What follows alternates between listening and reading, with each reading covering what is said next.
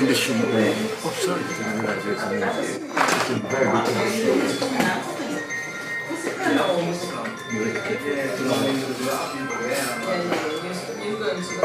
It's very quick actually. It's upgraded not too long ago. So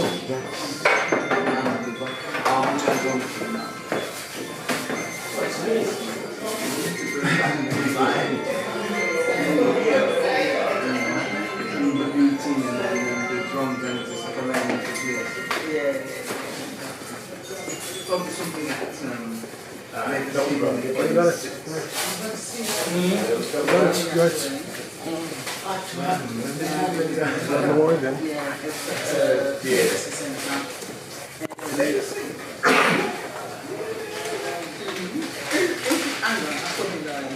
It's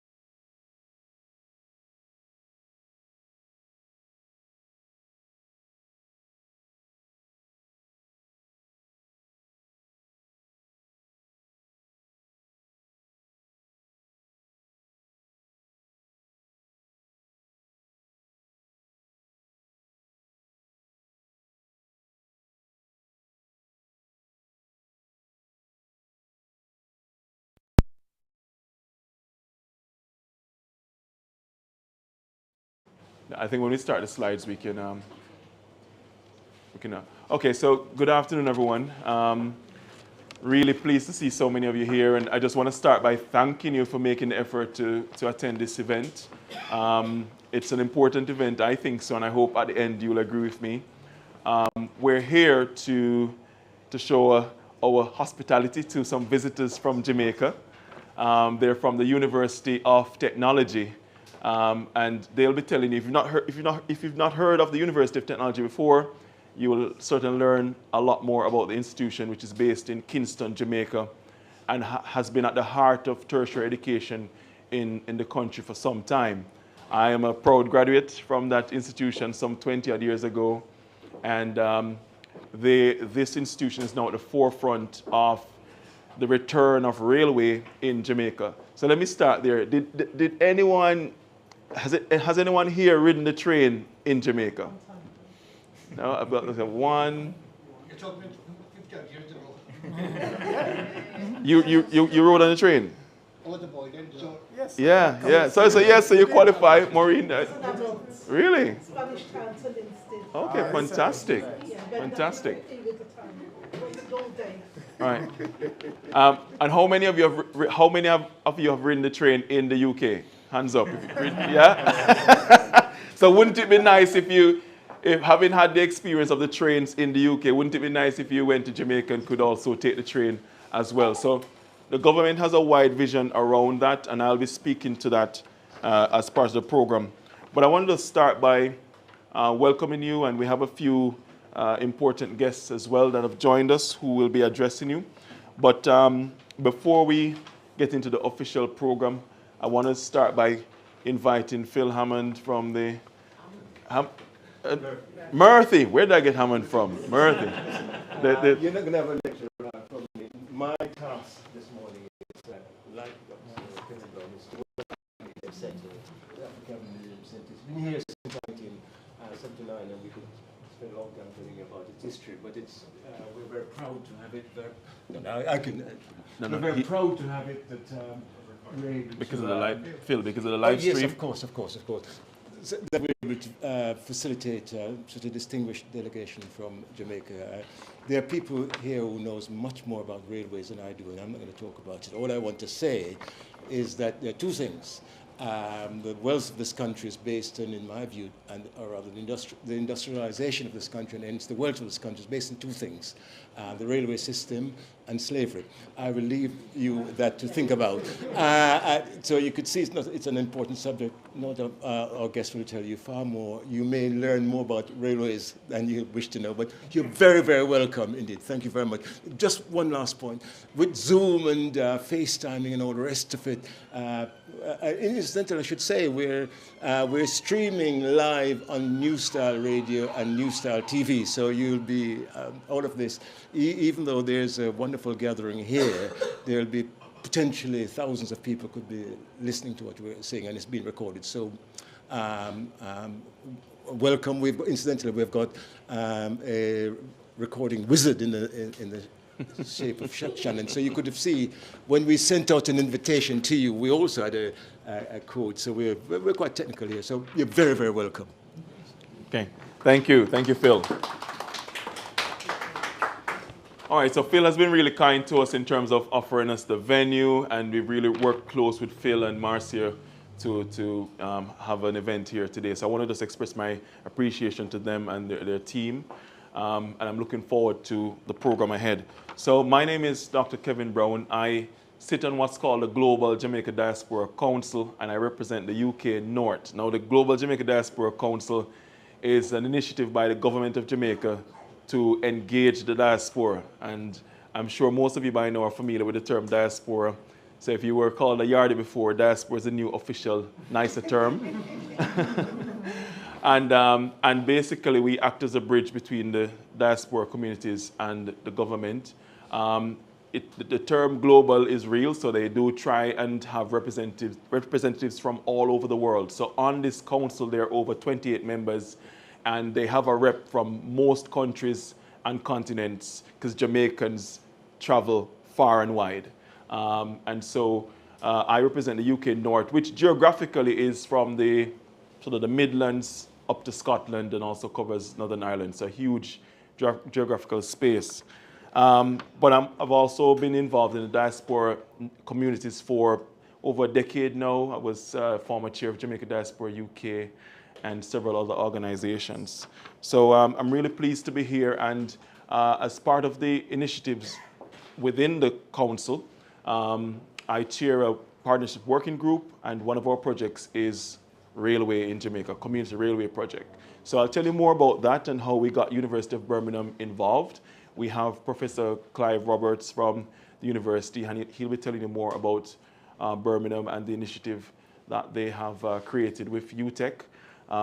We also have, and I'm pleased to say we have Wade Lynn, our Jamaica Honorary Consul. He's also the High Sheriff of the West Midlands.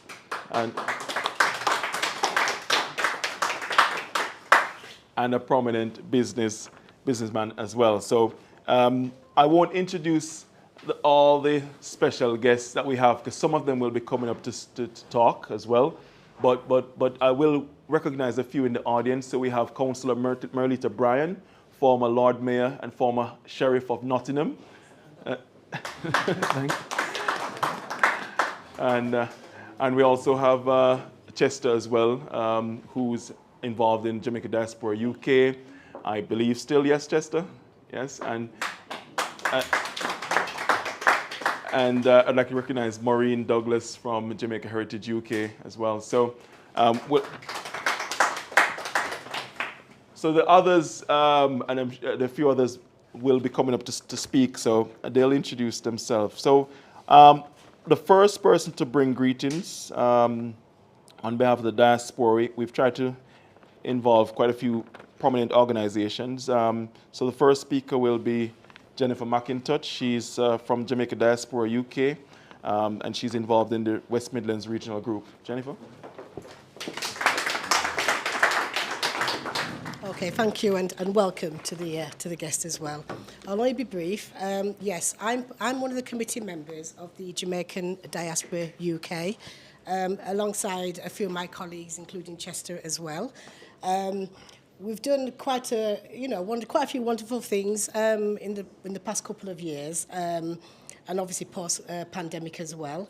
Recently, we had a public engagement, cultural celebration, in which we invited some of the politicians from Jamaica. And the main reasons for that is we wanted to put forward a few proposals. I'll just give you a brief on the proposals. One of them was, proposal number 1, was to end the gun crime, the gun ownership in Jamaica. Proposal number 2 was a policy proposed for the vehicle import and export. Apparently there's been a major issue when it comes to importing and exporting vehicles in Jamaica. So we thought it was a very relevant cause to actually put forward. Proposal number 3, proposal for a diaspora parish council and the corporate sector partnership for young diasporians, work cultural placement. So basically giving our young people an opportunity to go to Jamaica and just to experience what the cultural side of Jamaica is about, and vice versa as well. And the final proposal was the creation of an agency for the diaspora affairs. Basically, this agency is following a conference in 2004. Obviously, it was the Diaspora Conference, operating within the Ministry of Foreign Affairs and the Foreign Trade Department, which was created at that point. Now, the objective of this agency, what we've realised, there's a lot of issues within the UK in terms of people want to go back to Jamaica, they want to purchase land in Jamaica, immigration issues, so many issues, and there's no way for them to go. So the JDUK, we've just put together this proposal where we would offer a one-stop, like a hub. So if anybody needs any advice or they want to find out about their immigration issues, then they'll come to the JDUK and we'll have professional people on board where we could advise them in terms of what to do. So that should be in operation very soon. But yeah, the JDUK, we've got an up-and-coming AGM on the 29th of, is it April? April, yeah. So yeah, so everyone's welcome. And as you can imagine with the AGM, so we're looking at, changing the structure. So please, feel free to come along and offer your input. Okay? Any questions? Sorry, yes, the location, the location for the AGM is actually here at the ACMC. Sorry. Oh, yes, sorry, I do apologise. We keep changing the venue. But anyway, the information about the AGM will be out very soon. So we've got most of your contacts, and we'll be sending you the new information and the new location. So listen out for the information, and please feel free to attend as well. Okay? All right, thank you very much. Thank you very much. Thank you, Jenny. And I always say to the diaspora, please get involved. Doesn't matter which organization you join, but our diaspora associations need you. They don't operate without members, and they need people in leadership positions as well. So I hope you'll all participate in the AGM, 29th of April, when that occurs. So our next speaker is someone as well known in the West Midlands and further afield. It's none other than Mr. Wade Lynn, CBE, CD, and DL, a man who wears many hats, prominent businessman for many years in the West Midlands, supplying us with very juicy, tasty patties and other delights. But he's also the Honorary Consul for Jamaica and recently High Sheriff of the West Midlands. Mr. Lynn. Thank you, everyone. Thank you, everyone, for turning up. But thank you, Mr. Murphy, for letting us use his space today. It was hastily put together just over a week ago when I got a call to put something together. But thank you all for coming today more than anything else.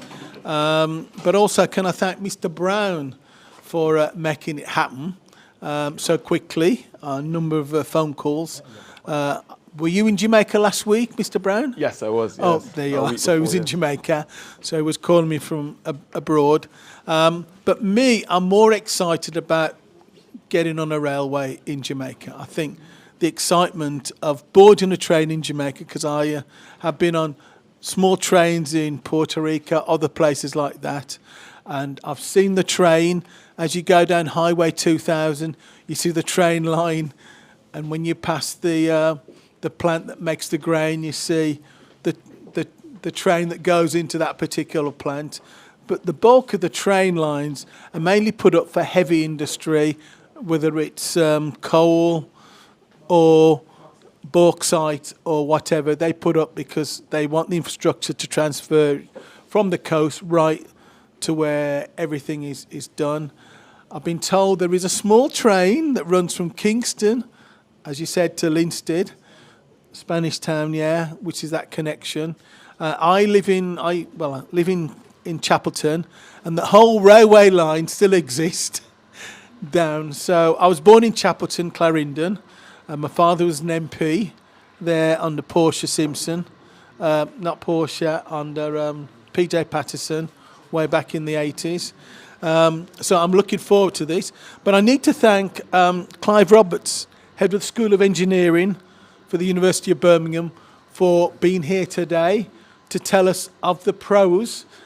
According to his expedition last Easter, he's looked and he's seen exactly how we can have a small system going, which I believe will be, I think we could start with the tourists using it, whether it's a small line out of Montego Bay just to go down to Rose Hall or wherever like that, because I'm definitely sure the tourists will be a tourist attraction. But I know it's a long haul to get from Montego Bay to Kingston. I mean, that would be the goal, but obviously that could take a generation to achieve.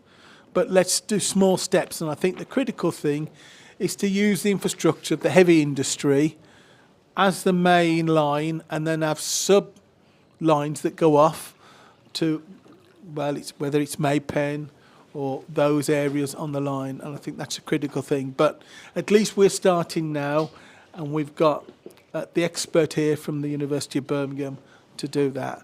And I'd just like to welcome the 4 professors here from UTEC, well-renowned University of the Caribbean. I didn't study there, I studied here, so I can't be congratulated by you. But can I just say thank you everybody for coming today, and I'm deadly certain, hopefully in our lifetime, we'll have a little ride on a train around Jamaica. Thank you. Thank you. Okay. Thank you, Mr. Lynn. We were meant to also have greetings from Jamaica Heritage UK, but I think when that person arrives, wait, or do you want to? You'll wait? Okay. All right, so what we're going to do now is get into the real heart of why we're here. I want to thank the previous speakers and thank Mr. Lynn for his continued support. I think what I'll do, Professor, is probably if I introduce the community rail first, and then you can introduce Birmingham, then that might flow better. So if you, I'll just ask my, if you go to the next slide. All right, so maybe, the lights, So so now we get a real cinema effect. It won't help the camera though. I don't know if you'll still be able to see me, but at least for in the room, you can see a couple of slides. So I'm going to go through these slides fairly quickly, but I think it's important just to give you some background as to what we're trying to achieve here and sort of set the scene for why it's important that we have University of Birmingham working closely with the University of Technology in Jamaica as it relates to railway, right? So on the Global Jamaica Diaspora Council, as I mentioned, I chair the Partnerships Working Group. We have a key flagship project that's looking at creating a community railway project in Jamaica. The focus at the moment is sort of in the Kingston, St. Andrew area, but you may have heard an announcement from the government of Jamaica where they're looking at reviving the Rum Line. So that's taking a train from Mount Pelier to the Appleton Rum Estate near St. Elizabeth or in St. Elizabeth. So, but this is focused more on Kingston, St. Andrew. Next slide. So the brainchild of this project is actually a white British gentleman called Neil Howard who visited Jamaica. He's worked in the railway industry in the UK for over 40 years and was doing some consulting work in Jamaica, fell in love with the country and thought, we should return rail to Jamaica. And so he's been on that sort of crusade for quite some time. And over the last 2 years, he's picked up momentum and I've got involved and many other people have joined the team to see if we can create a community railway in the country. Next slide. So this one is, I noticed some of my slides are missing. But as you can see, Jamaica has had a history, a rich history, some of it a bit tragic in terms of the Atlantic slave trade, but we have a strong connection to Britain nonetheless. And that connection led to development of railway in the country. Next slide. So ooh, my slides are missing. Okay, so what you're not seeing there is the fact that railway started mainly in 3 countries: the United States, the UK, United States, Canada, right? And right after those 3 main countries, Jamaica. We have one of the oldest railway networks in the world. It started in 1845. It was just 14 miles of railway, but today it covers the entire country, albeit we're not using it. So it's grown from 1845 to a full network covering the country, and that railway grew from steam trains to diesel trains. You can probably see one here, not so well, but there's a picture here of one. But unfortunately, in 1992, under the heavy load of debt, lots of debt that they had accumulated, the tough decision was made to stop running the trains in Jamaica. Now, when I say stop running the trains in Jamaica, primarily passenger trains. The bauxite industry still run trains in the country even today. So they use the trains to take the bauxite from the quarries to the ports. So that's still in operation. What we hope to do is to return rail through a community railway project. And I'll talk to you more about what the government wants to do more broadly. Next slide. So remember when we started in 1845, 14 miles of rail, but actually over the many decades that followed, we built out a whole network. So this is Kingston down here, and you could take the train when it was operational from Kingston all the way to Montego Bay. But it also branched off to the northeast, so you could go all the way up to Portland and all of these areas here in the northeast of the country. So it was a full network covering the entire country. And most of you know that Jamaica is quite mountainous, so you can imagine it was quite a scenic route as you travel through from Kingston to Montego Bay. But unfortunately, most of the line, and there's a lot of line there, is not operational, right? The Boxside people use the bits in here, but most of the line that goes off to Montego Bay is not in operation. What the government wants to do as its first major project is to return the use of the line from Montpelier. Anyone familiar with Montpelier, St. James? So you take the train from Montpelier down here into the Appleton Rum Estate. It's going to be primarily targeting tourists. And that line, that tourist line was already in operation, and then it unfortunately stopped. They want to revive it. And they're really close. They think they have an investor who's really keen to do this. But there are a few challenges. One is that people have, how do I frame this? People have captured the land. People have captured the land close to the rail. So it's almost unsafe to return the trains because people have built structures so close to the line. So right now the big challenge for them is, do you go over the squatters? Do you go around them? Because it's very sensitive to start destroying people's homes, right? Even though they're illegal. So that's a challenge. But nonetheless, it's one that the government is determined to overcome. And as I said, there is a private investor who's really interested in returning that line. Now, our focus in terms of the diaspora project is down here. And I'll talk to you more about what we're trying to do in the sort of Kingston to Spanish Town region. So for those of you who've never taken the train before, I just wanted to show you a quick video, about 2 minutes of it, of what it was like to take the train in Jamaica. Because some of you have seen trains in Jamaica, never heard of it. So if you click on that, it should bring up, in fact, actually, what I'll do is, it's running, okay. So if I just do that, and, okay. Right, so I'm just going to let this play through and tell you what it is. So these people are at the Kingston train station. Has anyone been to the Kingston train station? No? Okay. I saw a few hands. Yes. Okay, so this is when the trains actually ran. If you go to Kingston train station today, it's a bit of a museum. But this video is showing you what it was like taking a train in Jamaica. I know because of the lighting, you probably can't see too well. But as you can see, we're there hanging off the trains as we do, right? And I think the date of this video is around the 60s, 70s. So you can see the different hairstyles that women wore, right? Interesting, right? Yeah. And the trains were used to carry not just people, but also cargo, right? You can see what we call those crocus bag. Yeah, all right. Yeah, so you can see people transporting crocus bags and people queuing up to buy their tickets, and it's all pretty orderly and civilized, right? Really, really nice. And you can see the men in there. This is what do they call them? At the airports, the red caps, what do they call them?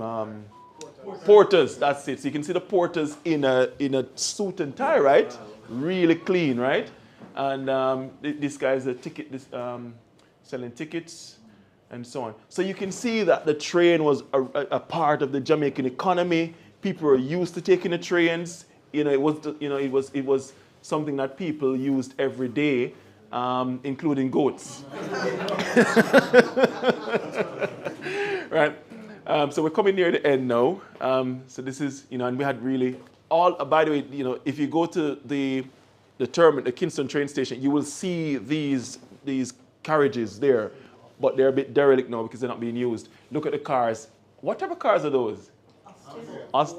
Fords. Yeah, so, yeah. Oh, Austin Miners, right. So you can see that we were used to transport cars and so on. So we'll stop there. So if you stop it and go back to the presentation. But this is on YouTube, by the way. Just type in Jamaica Railway Corporation National Library Service and you can watch it. It's longer than that, but I just wanted to show you that you know, the railway was a big part of the Jamaican economy, and wouldn't it be nice if we could return it to its former glory? It would also signal that, you know, a bit of modernity as well. Next slide. So sadly, this is what it looks like at the moment. You know, the everything's sort of not running. Well, I say everything. Most the carriages are in disrepair. Locomotives need repairing, and so on. Trains are running. I should hasten to add, but most of it is not. Next slide. So what's running? So we have the bauxite. I told you the bauxite trains are running, and they're very much operational, and they're a big part of the bauxite logistics, right? The government introduced a student train that runs from Spanish Town to Linstead, heavily subsidized. So we'll see how long the government can cope with that. But it's still operational. And I spoke to you about the desire to bring back the railway between Montpellier and the Appleton estate. So their trains are running, but very limited. Next slide. So what we want to do is when we don't want to just return railway to Jamaica. We want to return railway to Jamaica in a way that everyone benefits. There are lots of communities, some of them illegal, but lots of communities that surround these railway lines, right? They've probably encroached too much, but they're there. And so we want the return of railway to be an economic benefit to these communities. And this is why the proposal is to have a community tourism railway, whereby the community is able to also benefit from having tourists and visitors utilize the train. That's the aim of the project. So it's about community renewal, it's about creating jobs, but also returning the railway to its former glory. Next slide.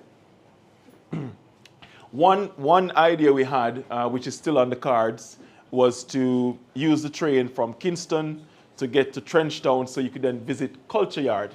And Culture Yard is an attraction in Trenchtown. And this is certainly something that we're looking at in terms of how you could make the connection between visiting the train station, which will become a museum, and then also taking the train to Culture Yard as an experience. Next slide. So there's a lot to do, right? And it's not going to happen overnight. And this is why we're here. One, to make you aware of what's happening, and two, to tell you how you can get involved. And there are many phases here. So one, we're building out a team, which you can join, right? You don't have to be an engineer or a professional. As long as you're interested and you think you can help, you can join the team, which is actually quite an international team. And we're looking to do this in phases. So I'll just explain to you a couple of quick phases. One is we want to transform the Kingston train station into a railway museum. It will become Jamaica's first railway museum. Right? There's a big infrastructure there. It's an iconic building. In England, you'd call it a listed building. And it's certainly something that's worth restoring and allowing people to visit and learn more about railway history in the country. The second thing is to build out the community railway line. Now, I spoke to you about the getting from Kingston train station to Trenchtown. That's just 3 miles, so it might not be, you know, the most exciting train experience. So we're now looking at a 12-mile stretch of rail, which is between Spanish Town and Linstead. And the good news is that the train already operates on that line. So if you visit Jamaica tomorrow, you could ride that train, if they allow you to. But you could ride that train from Spanish Town to Linstead. It's operational. I took it just a couple of weeks ago, so I know it works. And it was quite an experience, and I was joined by O'Neill and Paul as well. So, and I think any tourist, including us in the diaspora who have become tourists, right, would really enjoy the experience, right? An amazing experience. So we're targeting that particular stretch of line for tourism. The government has other plans, and I'll just explain what's going on with that line as well.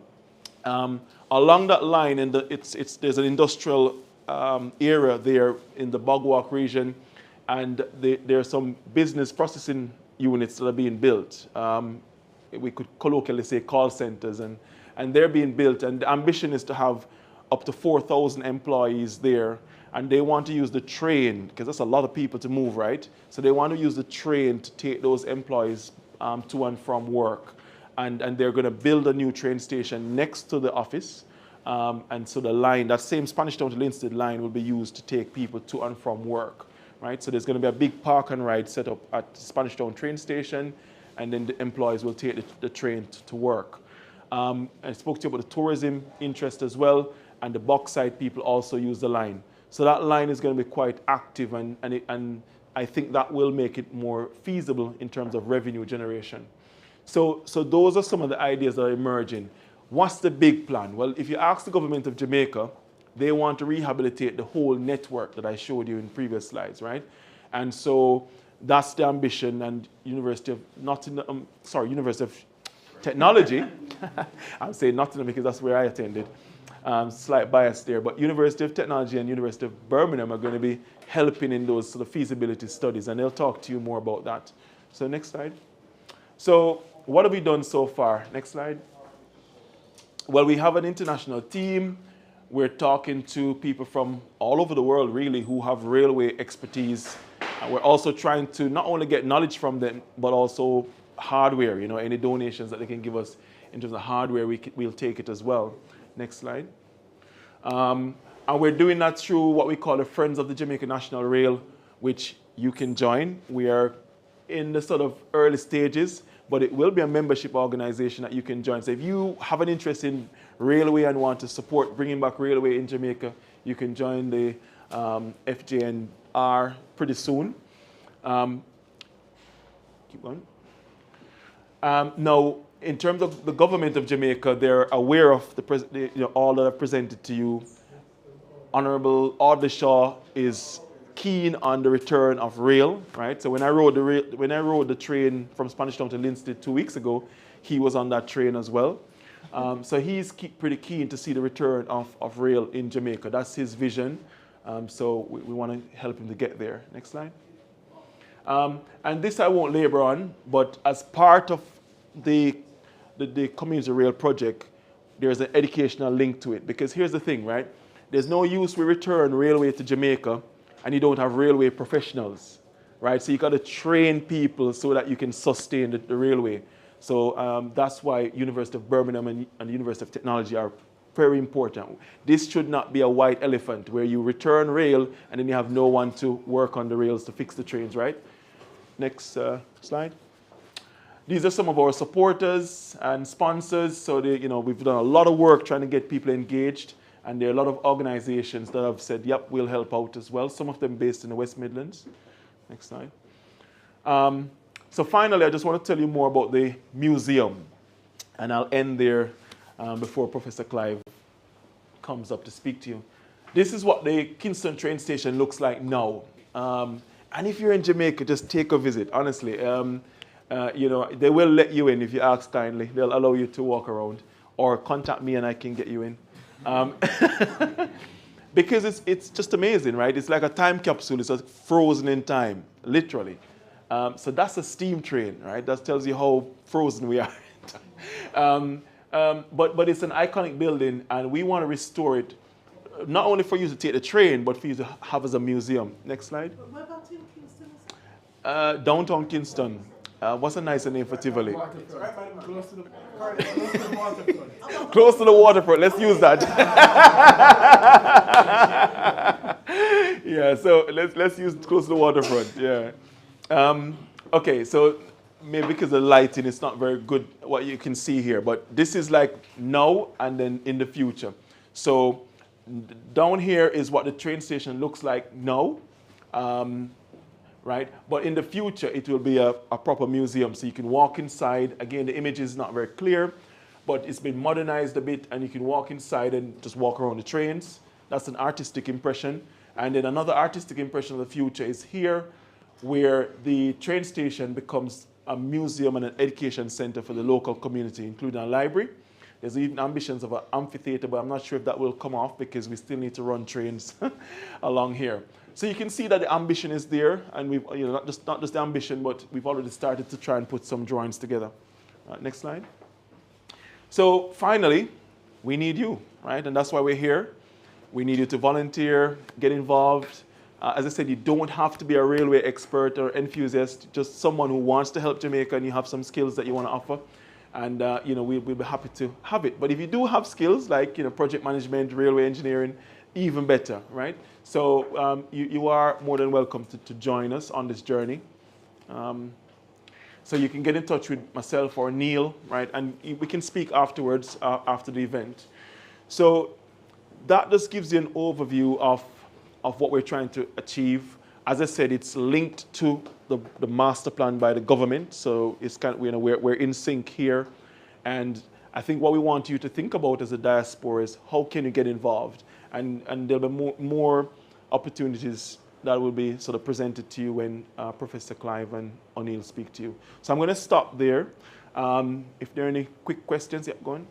It's a bit difficult because you've come as prospective investors then, financially and emotionally, but we've got no pieces of paper or anything. Will the slides be available after this?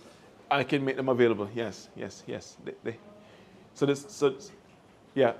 the slides can be made available. So if you come and speak to me afterwards, I can give you or you can note down my email address, and maybe we can work something out with Phil or Marcia to circulate the slides.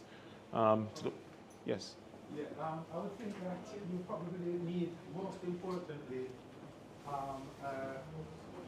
university that's special. I'm not sure if Birmingham. Well, that's why they're speaking next. Phil, you can turn on the lights for me. Specialize in business management. Oh, I spoke too soon. Finance and all that, because to actually get the technical stuff, University of Technology is okay, yeah, for that. But in order to satisfy the needs of the investors, you have to present a business plan which will package them. That is the key. You could speak Right. to that. Well, it's all linked. Just in terms of answering your question, so we are looking at a business plan because we have to prove that the project is feasible, right? So there is a business plan definitely that we're looking at in terms of. Oh, absolutely. Well, the university is here. We don't, they're here because last year we had a railway symposium, and we spoke about the economics of railway.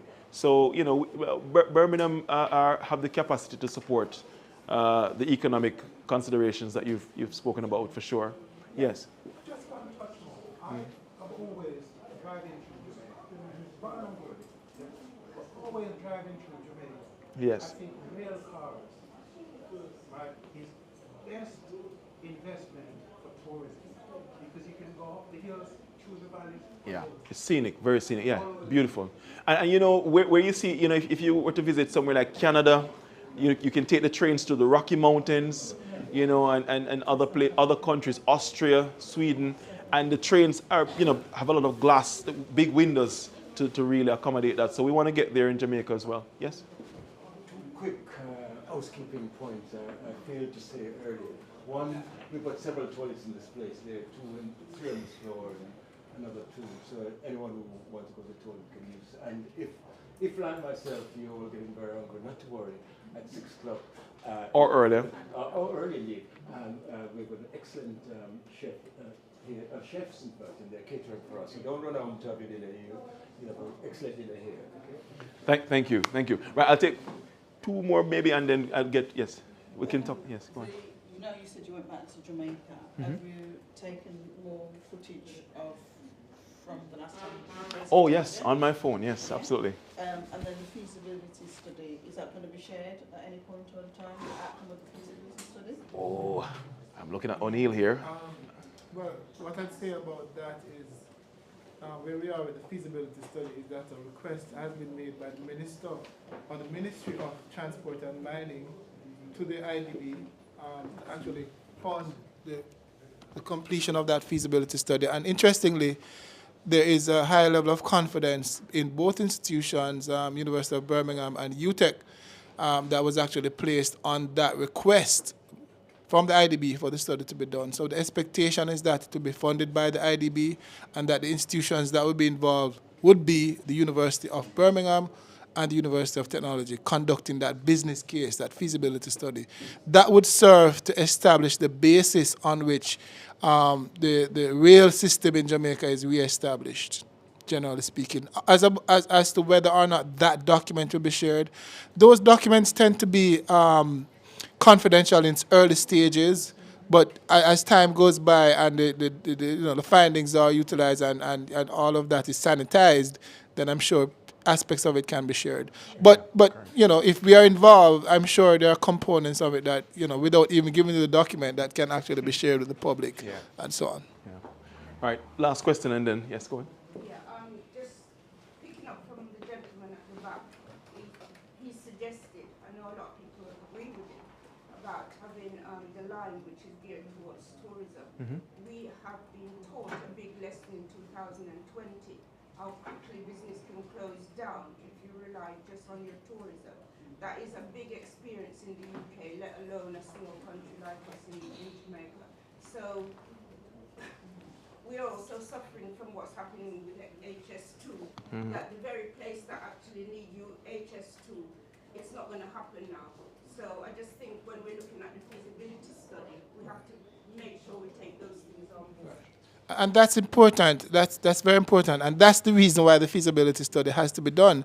I'd like to say that several component projects are taking place now where rail is concerned in Jamaica. For example, the Spanish Town to Linstead leg that has been mentioned and the consideration for the Montego Bay to St. Elizabeth leg. But the point is, do we have the economic basis for doing so? And that's what the feasibility study is there to establish. And the important thing also is that the institution that we think that will be building the ecosystem around that project is actually going to be hopefully UTech. And in close collaboration with the University of Birmingham. And that for me is an important, very, very important case. The University of, and I'm sure you'll hear from Prof. later, but University of Birmingham have provided a great deal of support, even to date, where this is concerned, and we're grateful for that. I just want to say one other thing. Note that we're seeking funding for this feasibility study to be done. In other words, we're asking the IDB, which funds these kinds of development projects all over the world, to fund it. It's not a yes, necessarily. One of the things that we have been hearing is that the government will be willing to consider, if the IDB doesn't come through necessarily, the government is willing to consider if they can fund it. Right? I'm saying that because there could be other persons in the room who work with other funding agencies that could very well look at the opportunity to fund. And I'm not expecting any individual. It's not an individual. I'm talking real funding agencies, grant funding agencies that are concerned with development agenda. That is also an opportunity, because this project, even beyond the funding of the feasibility study, is going to require much more detailed study. In fact, the IDB call it pre-feasibility. It's a pre-feasibility. Pre-feasibility, and I could give you a figure that they are quoting that could, but that's not for this meeting. But but there is that opportunity to move beyond to that. get involved, yeah. So if you, I guess what Oni is trying to say is that if you want to support the feasibility study as well, and you know that of any institutional funders, then we're all ears and very receptive to that. Can I just pause and invite those who are outside to come inside? I can see Mr. Errol Drummond, Kwazim. Come inside. There's some chairs, I think. Do you have enough chairs, Phil? Yes. Are there any? I think there's one there at the front, Errol. Okay. And are we good? Right. Anyone else? Oh, damn. Okay, so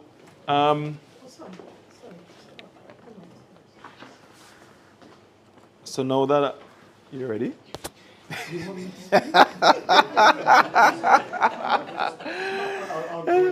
Yeah. So we'll just to get the program back on track. So we have Errol Drummond here from the Jamaica Heritage UK. Just very briefly, is going to bring greetings, and then after that we will hear from Professor Clive Roberts from the University of Birmingham.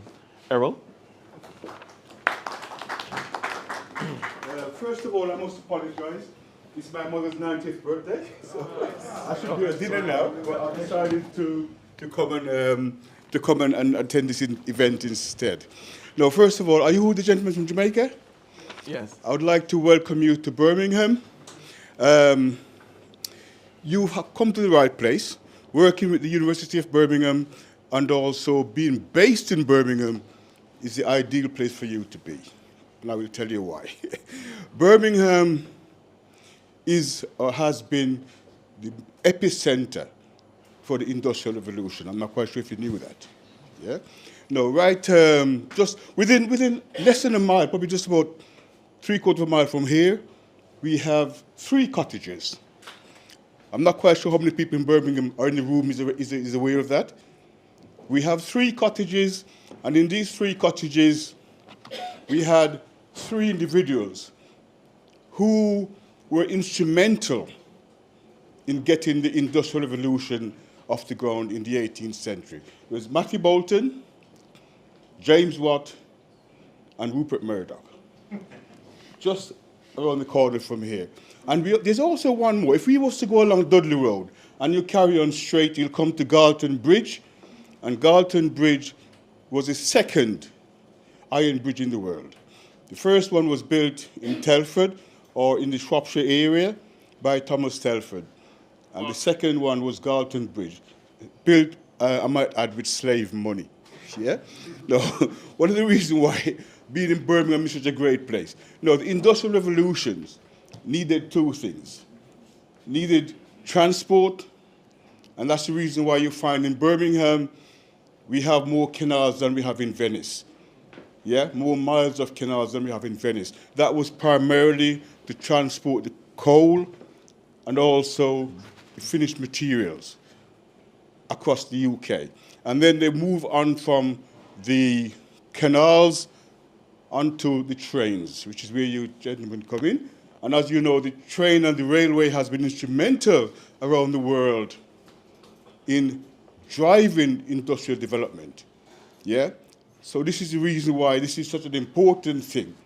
And even to go back to Jamaica and the connection with Birmingham, the Industrial Revolution needed 2 things to make it happen. It needed transport and it needed finance. Yeah? Now, as you know, Jamaica was the richest slave colony in the British Empire. So most of the money that financed the Industrial Revolution came from Jamaica. So this is the reason why it's great that you're here to get some of this money back. Yeah, we've approached reparations in different ways, and we have been rebuffed time after time after time. We have been rebuffed. But you know, there's more than one way to skin a cat, as we know. So there's different ways to get your money back. So this is what we got to do here. Yeah? No, with regards to revitalizing the rail industry in Jamaica, this is a great thing. I'm pretty sure that it will bring in economic benefits to Jamaica, and it will also bring environmental benefits to Jamaica. But one of the things that, and I'm going to wrap up in a minute, but you should not give them back up because I tend to go on too long. But I will wrap up. Now, one of the things that I'm mindful of, and I'm pretty sure those of us in the diaspora is also mindful of, and that is we need to ensure that this initiative has cross-party support in Jamaica. The last thing we want is to have a change of government and to have this scheme shelved.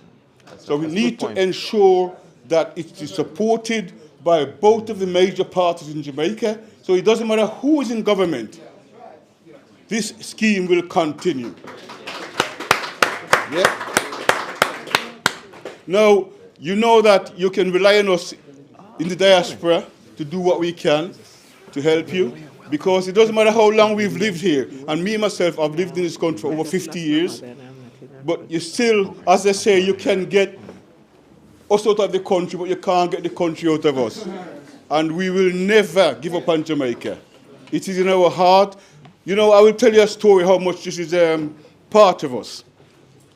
My nephew, who is second generation British, and not only second generation British, but mixed race, when he went to university 2 years ago, the first thing he did was to put a Jamaican flag in his dormitory. That's the first thing he did. So Jamaica is in our heart and it's in our soul. And in wrapping up, I'd like to wish you good luck with the project, and I hope that you'll enjoy your stay in Birmingham, and it will be fruitful, and it'll benefit Jamaica, benefit the diaspora, and help in our development. Thank you very much. Thank you. Thank you. Well said, Errol Drummond from Jamaica Heritage UK. He's also the owner and director for Sunrise Bakery, and I'm sure some of us look forward to his delights on a weekly basis. So thank you, Errol. Well said. And I must say that Birmingham University have been very supportive financially and otherwise to this project. They are the ones who are funding the delegation from UTech in terms of their expenses to be here. They'll be spending the entire week at Birmingham doing a vast knowledge exchange activity. So they'll be going back with lots of expertise and experience via Birmingham University. So yes, the Birmingham are certainly giving back, and we are highly appreciative of their engagement. In fact, I'll go further and just say that we had a railway symposium last year where we signed the agreement between the universities, and again, that was funded and supported by the University of Birmingham. So I want to acknowledge our gratitude for that. Okay, so I've seen some new arrivals. I just want to acknowledge them before we hear from Professor Clive Roberts. We have Belville Lindsay, who's a deputy lieutenant still, yes?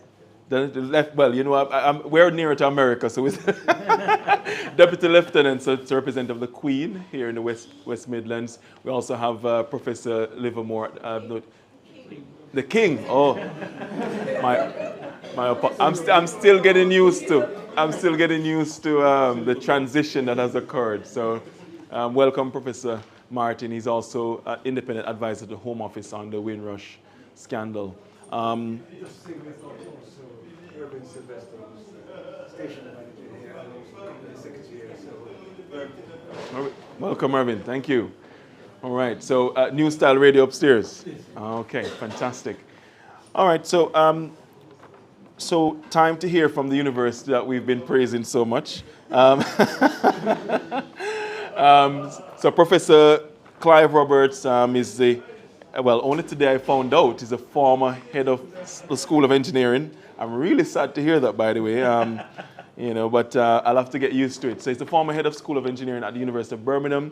But he continues, thankfully, he continues to lead on their research activities in the UK, well, at the university. And I say in the UK because he is a national and international expert on railway. So, Professor Clive, the floor is yours. Thank you for the introduction, Kevin, and thank you everyone for inviting me here this afternoon. Perhaps I should start by sort of saying a little bit about more about myself and what we do at the university, and then go on to say a little bit more about the connection with UTech and with Jamaica. So at Birmingham, I've worked at Birmingham 25 years, and I lead what's called the Birmingham Centre for Railway Research and Education. It's the largest group of its kind outside of Russia and China. So we're the largest group in Europe and across America. I have about 180 researchers working here at the university on railway projects. And we work, obviously, as you might expect, in the UK, so heavily involved in HS2, but actually more locally, things like the Camp Hill line that's being reopened, and perhaps I'll come on to that a little bit more in a moment, but lines like Crossrail that's just opened in London, things like the East-West Rail line that's opening between Oxford and Cambridge at the moment. So we do all sorts of different work here in the UK, but we also do a lot of work internationally. So I'm actually an advisor to the board of Singapore Metro. We do work into China, into India, a number of projects across Africa, and a growing relationship with Jamaica. So the kind of things that my group do, I'm not a railway historian. I happen to be on the advisory board of the National Railway Museum up in York, but very much looking at future and technology. My work is around engineering, technology, business cases, looking at how the railway should be into the future. And one of the things that we do here in the UK is we do actually do quite a lot of railway technology, railway activities. There's a large number of people around the UK employed in the rail technology industry that then export things around the world. At Birmingham, we do research looking at future railways, but probably most importantly from this point of view is we also do a lot of railway education. So at any one time, we have about 500 or 600 students registered with us here in Birmingham undertaking railway education. Some of those people are undergraduates, the students you see round town. Some of those are doing railway courses here at Birmingham. But we have an awful lot of people that do something that's more like a technical MBA. So where they have engineering skills and they're trying to transfer into rail capability, or where they're existing working in the rail industry in the UK or internationally, and we help give a broader systems view of the kind of activity that they do. And that is a unique capability in the UK. I also lead something called UCRIN, the UK Rail Research and Innovation Network, which is a collaboration now of 21 universities across the UK and now up to 36 private companies in the UK where we sort of work together to undertake projects and collaborative initiatives and things like this. So let's move on to Jamaica and the kind of things that we're planning to do there and have already done there.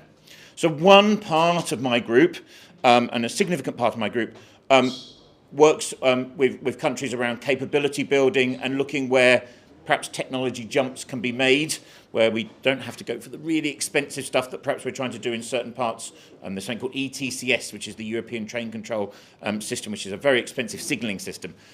Some countries don't need that, so we are developing other systems that might be able to be used. And there's countries around the world that might be able to use that sort of new, quicker, technology-leaping approaches. But the other point is around capability, both at university level, but we also do things at sort of technician level, apprenticeship level. So really building capability, that railway expertise we're talking about, and working with countries to make sure that, well, lots of countries in the world buy in the railway expertise. They buy in a Western consultant. The Western consultant rocks up, does the work, and then goes home again, and there is nothing left. There is no footprint left. The kind of things we're trying to do at the university and are doing in many countries around the world is help make that homegrown capability so that railway projects become something that is developed in the country, and as an outcome of that, you get a railway, but you also get a railway industry. You get people trained and developed and who can contribute to that railway going forward, and even export into other local countries that railway expertise as well. So there's a number of things that we are trying to do in this project. The first is, as we were saying, this pre-feasibility study, and we're fairly confident we're going to get the funding to move forward with that, and that will be a collaboration between Birmingham and UTEC to put forward a sort of a blueprint for how the railway could look in a phased plan. You've already heard some initial steps from Kevin, but something that's much more structured across the country, that takes account of some of the smaller projects that might be able to happen, as well as that big government initiative that people are talking about across the country. So we can do that pre-feasibility study.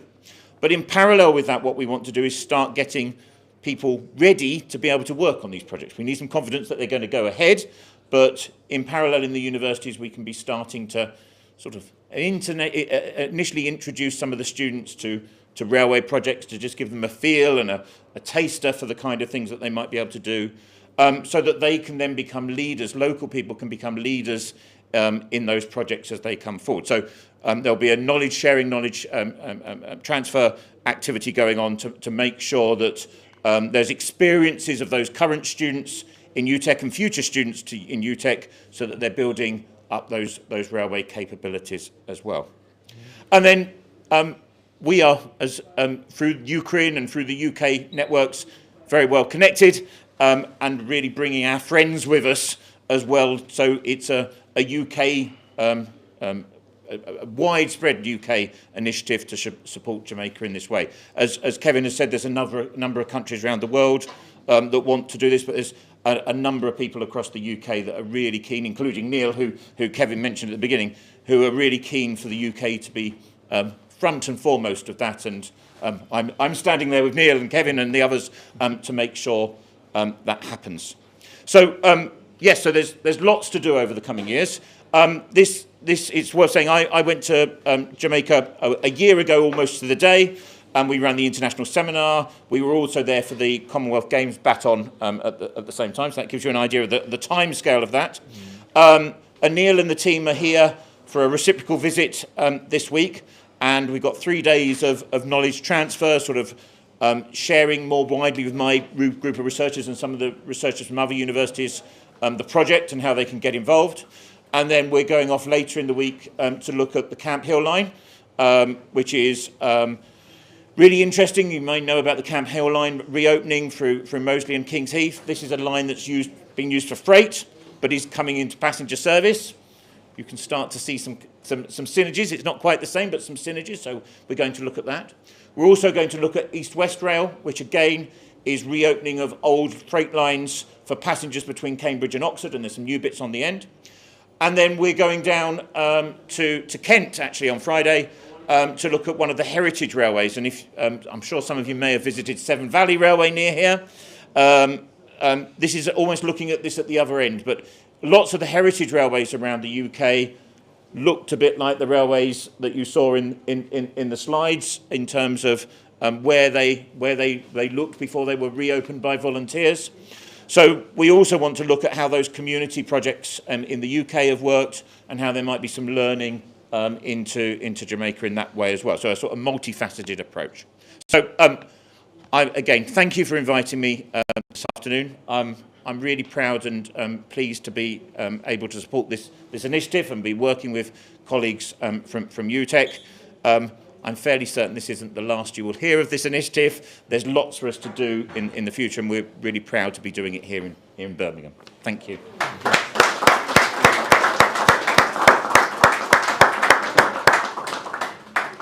Well, Professor Clive, while UTEC sets up, I want to thank you for your presentation. I think you got the loudest applause. So you no pressure on O'Neill now, who's going to present next, right? To see if you can get a louder applause, O'Neill. But clearly people were happy with what you had to say, Professor. And as I said, we're really pleased that there's an initiative, a productive initiative between the two institutions. So when I get a signal from Paul, Dr. Paul, I will invite the head of school. So the next speaker is going to be Mr. O'Neill Josephs. He's the head of School of Engineering at the University of Technology, Jamaica. But he also studied in the UK. He did his master's at the University of Nottingham in manufacturing engineering, and he also worked briefly at Rolls-Royce as well in Derby. So he has his own engineering career that he pursued, but his main thing over the years has been to develop, train new engineers at the University of Technology. And he's going to be telling us, one, about the institution, but also about the initiatives, including the railway project. But most importantly, he's going to be telling you how you as a diaspora can help and get involved with the University of Technology. So I'm just watching, seeing what the technical guys are doing, because O'Neill has a few slides. No, not there yet. So while we're waiting for O'Neill to come up, any questions for Professor Clive? Any questions? Yes, go ahead. Professor Clark. Hi. I lived in Kenya for a while. Oh, yes. Ah, I was there Jambo. while our fantastic train line was being built. Now, one of the things that's very noticeable is when you take the train from Mombasa to Nairobi, is that you have the Chinese technician and the Kenyan technician walking side by side, even if it is to serve the passengers. There is a definite changeover and making sure that the skills remain in the country so that later on you don't have to ring up the Chinese and come and say Exactly the right, has yeah. fallen off the boat, you know. So when as you were speaking, one of the things I listed is about local skills in Jamaica. So we don't have to ring Britain and say the wheel has fallen off, you know, to build up that skill gap. So I'm hoping that listening to you, I can hear that's coming out, but I'm hoping also that I'll be hearing that from you. Very good question. Can I just respond? Yes, please. Exactly right. Exactly right. That's one of, from the university's point of view, one of our real drivers for being involved in this. And actually, we're involved in projects in Kenya. I was in Tanzania just before Christmas, because, as you say, with those Chinese projects, there has been that transfer of the technology, but not necessarily the whole life cycle cost. So there's the transfer of, here's the system, you can use it now. But then there's the management of that system so that it's still in good repair in 30 years' time, so that it's not using lots of energy, so that the maintenance costs don't spiral out of control, those sorts of things. So it's exactly that we want to provide into this capability, into this project, and make sure that now we're starting to build up skills in people. You know, railway engineering, there are some specifics to it, but it's not that a million miles from standard, you know, other forms of engineering. What we just want to do is to make sure we introduce the students so that they've got an interest in these areas. You know, it's something where students in Jamaica can really contribute back to the country, high-skilled engineering jobs in the country. There's lots to like about this, and, well, we're just providing a helping hand and that knowledge transfer into that place. Right, Phil? Yeah. Just to say that your colleague, Oh, Carol, yes. You know very well, Centres of Politics, he's a friend of this organization, he's on our registration committee, so I hope you'll be involved in this.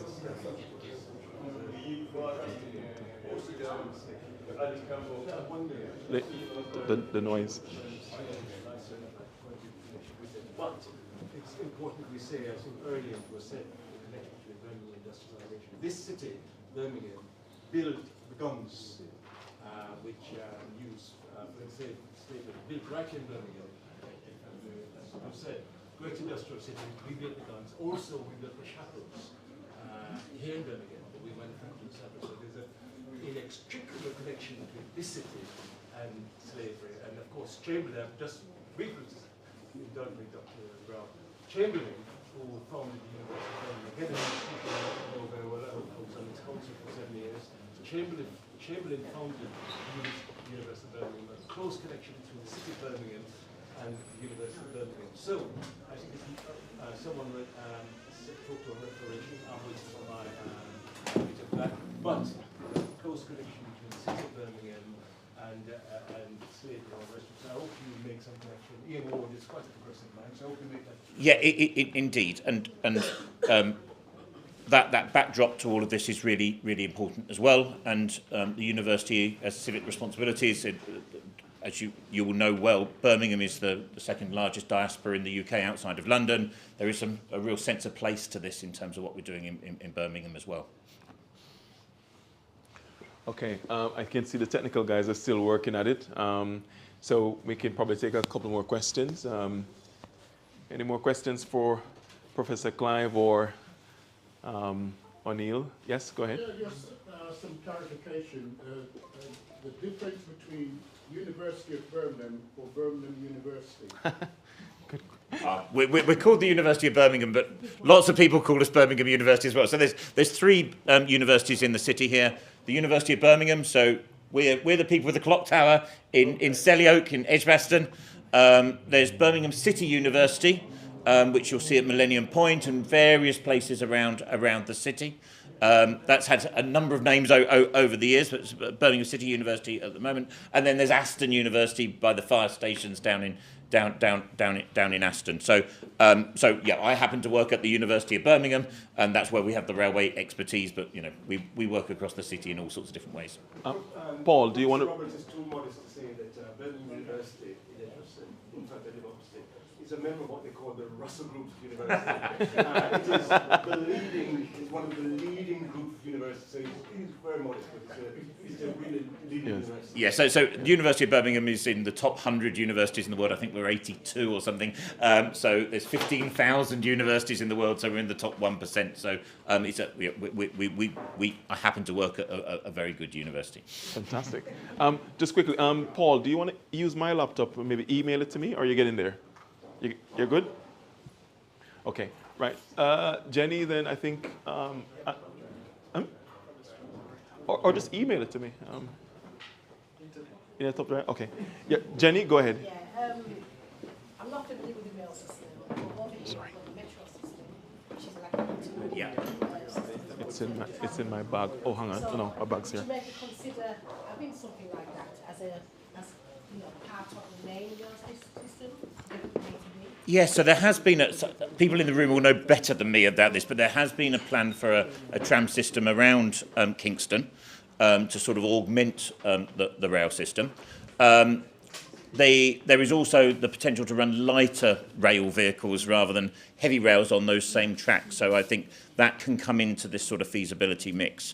And one of the fact that I think one of the ladies didn't know where the railway station was in Kingston means that one of the things that perhaps needs to be thought of in terms of reopening these lines is how you get from the existing railway station into downtown Kingston, because that's a bit of a journey. So again, light rail may be the solution to part of that as well.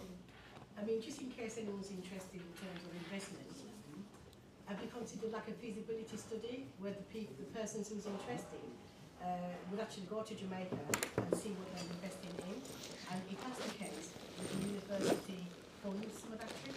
Yeah, so as part of this, there is an intention to look at really true that feasibility study of both how things might be funded and the activities of that, as well as what it is you actually need to fund. So I think all of that is in the mix of this particular work. So as we said, the next stage of this is for us to get funding as a group, jointly between us, for this pre-feasibility study. That will be a sizable activity. We are sort of the front runners to do that. If it's funded, we will be the ones doing that, and that could well include that sort of initiative. Yes. Yes, sir. Did you have your hand up? The same question I was going to ask about, is it been considered about the tram, but he just answered it. Yeah, right, excellent. Yes, sir. I'm not a financial expert or anything like that, but I know Jamaica got junior stock market and the senior stock market. How much does the panel know about this in terms of fundraising? Do you want to say? Yes, those two entities exist in the country, but what do you want us to say? What's the relationship between that and? Within the universities? Yes. In terms of understanding how that setup can be used to fund projects? Well, if there is a commercially viable entity that wants to support, it depends on what the business case is suggesting will be the structure, the business model that should really establish in our country. So the feasibility study should inform the approach. And that's what we're hoping. If it needs to be an entity that is structured a particular way, then we're sure we'll get that from the pre-feasibility study that will be conducted. So the very first step, really, to be honest, the very first step is to get that pre-feasibility study done, because it informs the rest of the actions that need to take place going forward. No, I think they've done it. So, yeah. I think with regards to the funding, gift aid should be something that should be looked into. Because gift aid, whereby rather than sending the money back to the treasurer, but if you ask for sponsors from the community, Right. to gift aid tax to the project. Right. I think more people would buy into that and be interested in that kind Right. of as a basis for a foundation to start up. Well, it's a very good suggestion, establishing some kind of a funding foundation. Because, one of the things that I've been talking about is the context of UTEC, the UTEC context. What that will provide us is an understanding of what is required now structurally in UTEC to be able to do exactly what this project requires, because it is now the responsibility of a university like UTEC to be able to have the capacity to deal with the sustainability of this real project. And so I will go a bit into that and what it may require some amount of funding approaches for the university to be able to do just that. We're getting a big help from the University of Birmingham, but I'm sure we need to look elsewhere to see where can we get those revenue streams to support this kind of effort. And while we're here in the UK, we will use the opportunity to talk to other entities, other organizations, other groups in London perhaps, in Nottingham perhaps, with the same kind of message, because UTEC now sees itself as a potential catalyst for development. And the Rail is just one project, but there are several other things that the University of Technology sees itself doing to support the development of Jamaica in that very same context. All right, well, I think we are ready. After a thank you to our technical team, and apologies to everyone for the slight delay, but I'm sure you'd want to see what's on the slide. So we're going to hear now from our visitors from Jamaica. The lead presenter will be O'Neill Josephs. He's the head of School of Engineering. I'll allow him to introduce his team members and tell you more about the University of Technology. Let's welcome him.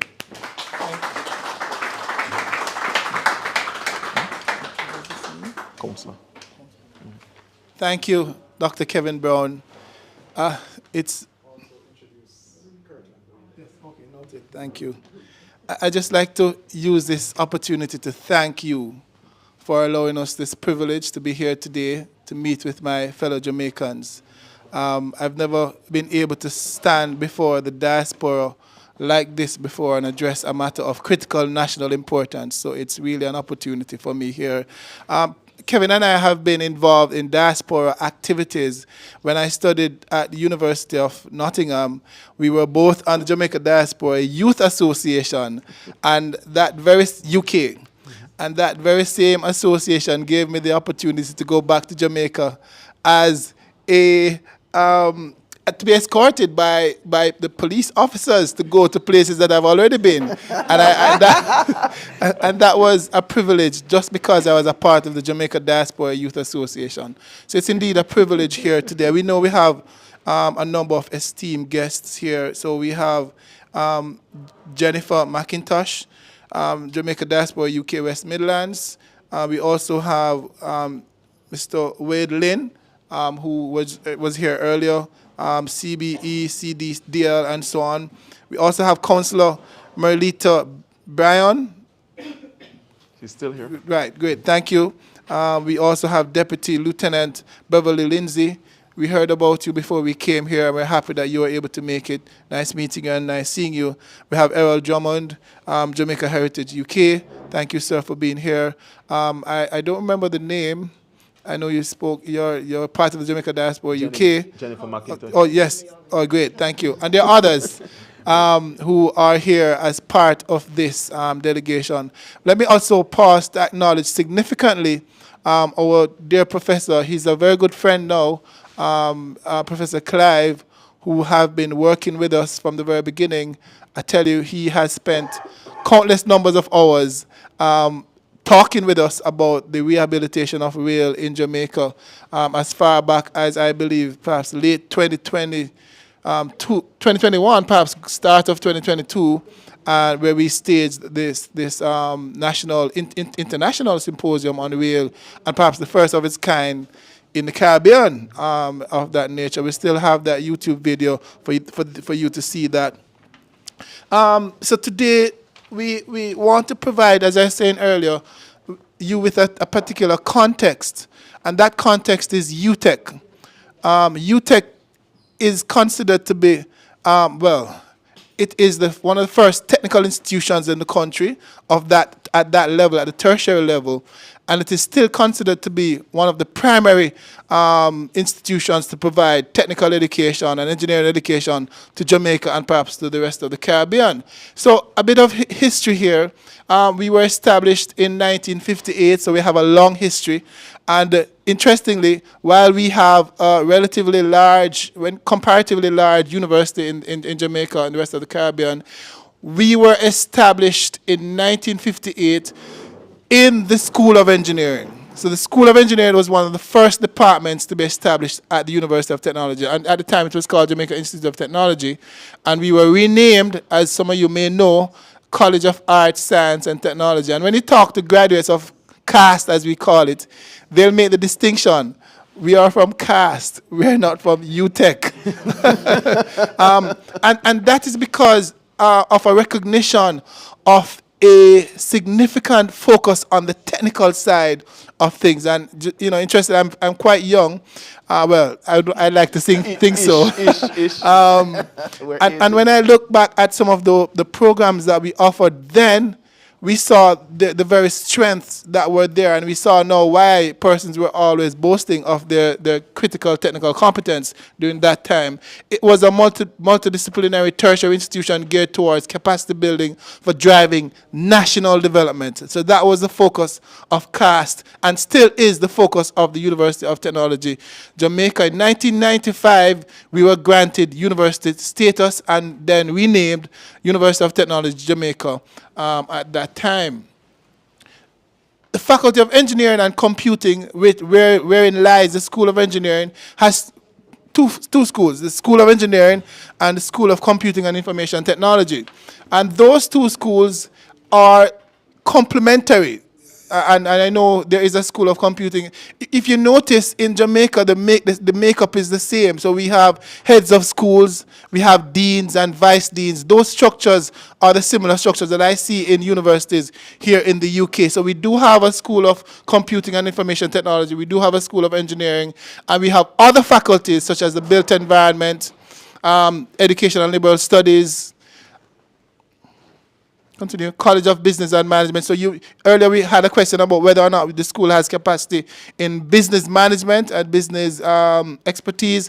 We actually have the largest school or college in the university is this college that has about 30 to 40% of our student population as well as our faculty members. So there is a big focus there on management. And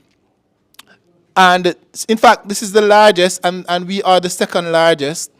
Then you also have the Faculty of Science and Sports. So we do have a school of sporting discipline, and we also have the Joint Colleges of Medicine, Oral, and Veterinary Sciences, Faculty of Law. So these are added on recently.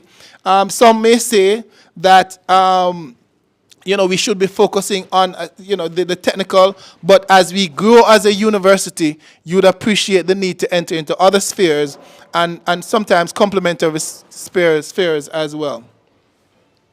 So the Jamaica Institute of Technology was really, the intention was to underpin Jamaica's development with technology and engineers, to provide the society with that skill set that was felt will drive the economy.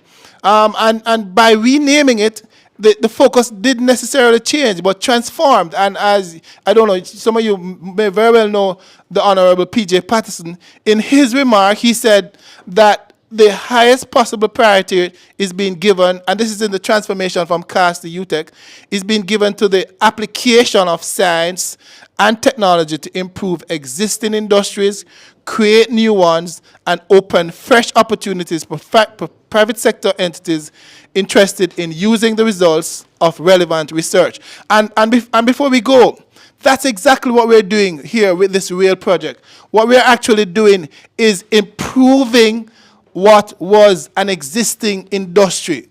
So we are meeting our mandate.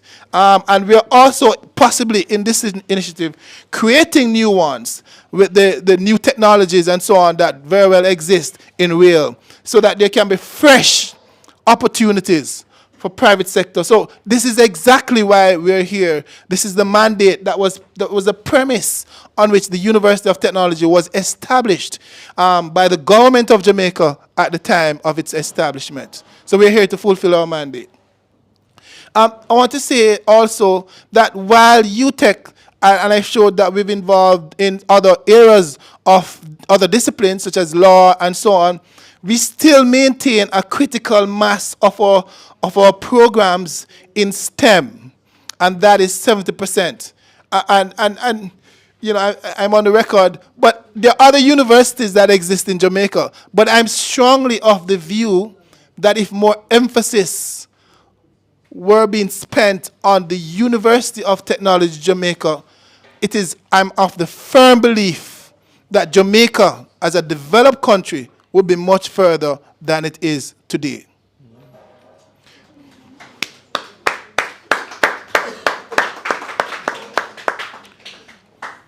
So engineering was one of the first four of the Jamaica Institute of Technology programs in 1958, and it is still located. So our buildings are named by numbers, building 1, 2, 3. Our building is still building 1. Right. And today, the far majority of university-trained technical professionals were actually trained at UTech. So the bauxite industry, the cement industry, those critical industries in the country that are now underpinning a part of our development actually were trained at UTech. Sometimes we make the distinction. We say, okay, why is Jamaica not as developed or not as far down the road as perhaps at Trinidad? And some may say, it's just a theory. Some may say, oh, because Jamaica took medicine and Trinidad took engineering. In terms of the University of West Indies. Yes, right. We're talking about the University of the West Indies, right? And we're talking Mona, Jamaica taking medicine and Trinidad St. Augustine taking engineering. Yeah. Continue. Right, okay.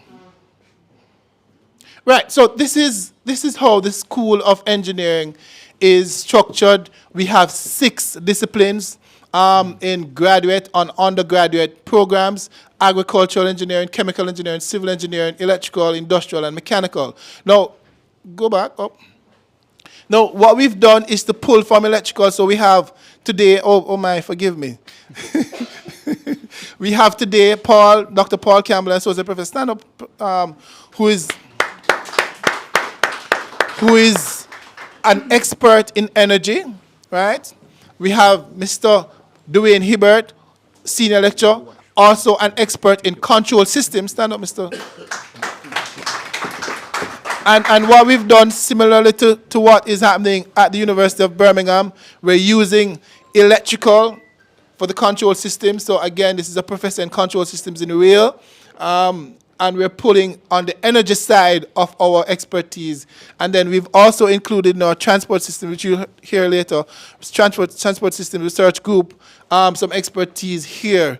My primary focus is here, and so on. So this project is benefiting from civil, mechanical, industrial, and electrical engineering experts. So we offer bachelor's diploma. We have a very long tradition in offering certificates and diploma.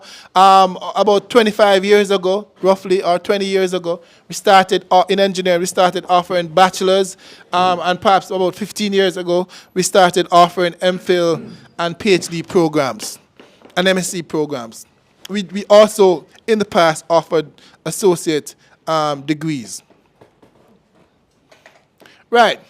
Now, this is the vision of the School of Engineering. And this is not a far-fetched vision. To become the single authority in Jamaica and the Caribbean for engineering education, research, and technological industry practices, where staff are industry leaders and world-class academicians, where our systems and processes are internally and externally validated, and our graduates are highly sought after, right? So we need an industry to support this kind of arrangement here, and the rail is a big part of that. where we can send our graduates to be able to work in that kind of way. Right. Okay, so this is our university strategic framework.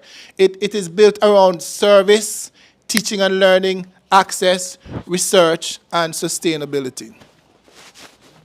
And Paul is going to be going a bit later into our own research. In fact, no, our research framework, because we've sought to, and my tenure in engineering is quite new. I'm just a year and a half as head of school. But what we're trying to do is to establish a very, very clear roadmap in terms of where we want to go, what are the projects that we want to undertake, and when we're through with our tenure, what is the outcomes that we would have accomplished. So Paul will share with you some of the strategic framework that we have put in place to support our vision. Paul Campbell. Okay, good evening, everyone. Quite a pleasure being here.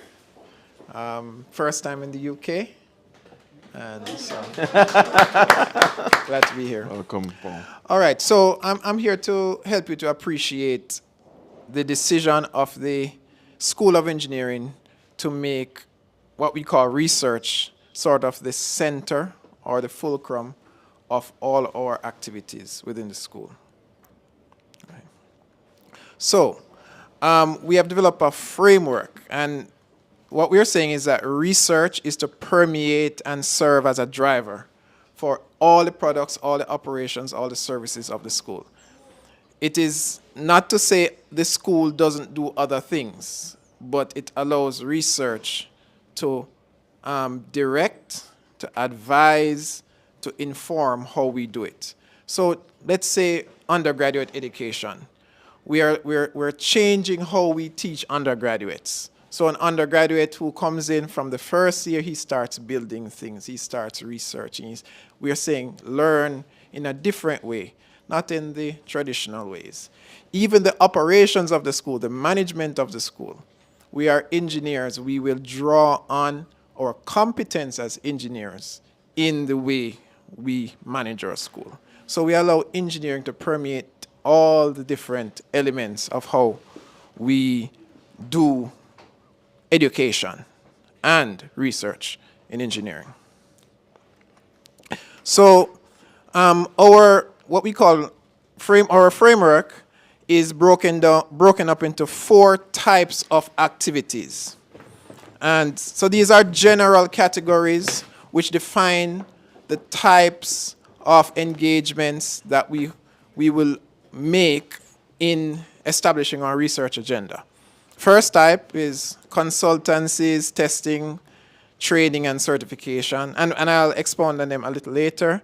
Next is knowledge transfer arrangements. And what we're doing with the University of Birmingham is an example of that. Then there's commercial research and development and product development. And then we have basic research, or traditional, what's called traditional research. So let's look at what would be consulting, etc.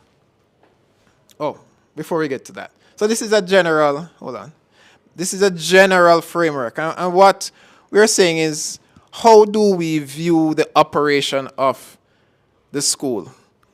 2 things are at the heart of the school: the people, and the people mean the staff and the students. The development and the care for the staff and the students. So that's one priority. And the second priority is what we do as an institution. And that's our research. We call it research. The staff and the student, we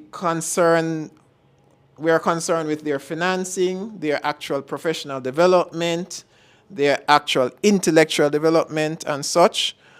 And in the context of developing the staff and students, we also say what we do in the 4 types of research and entrepreneurial activities, we make sure that it's synchronized with the development of our stakeholders, primarily our staff and our students. And we're saying when our staff and students are properly cared for and developed, they will have an interest in reinvesting and strengthening our nation.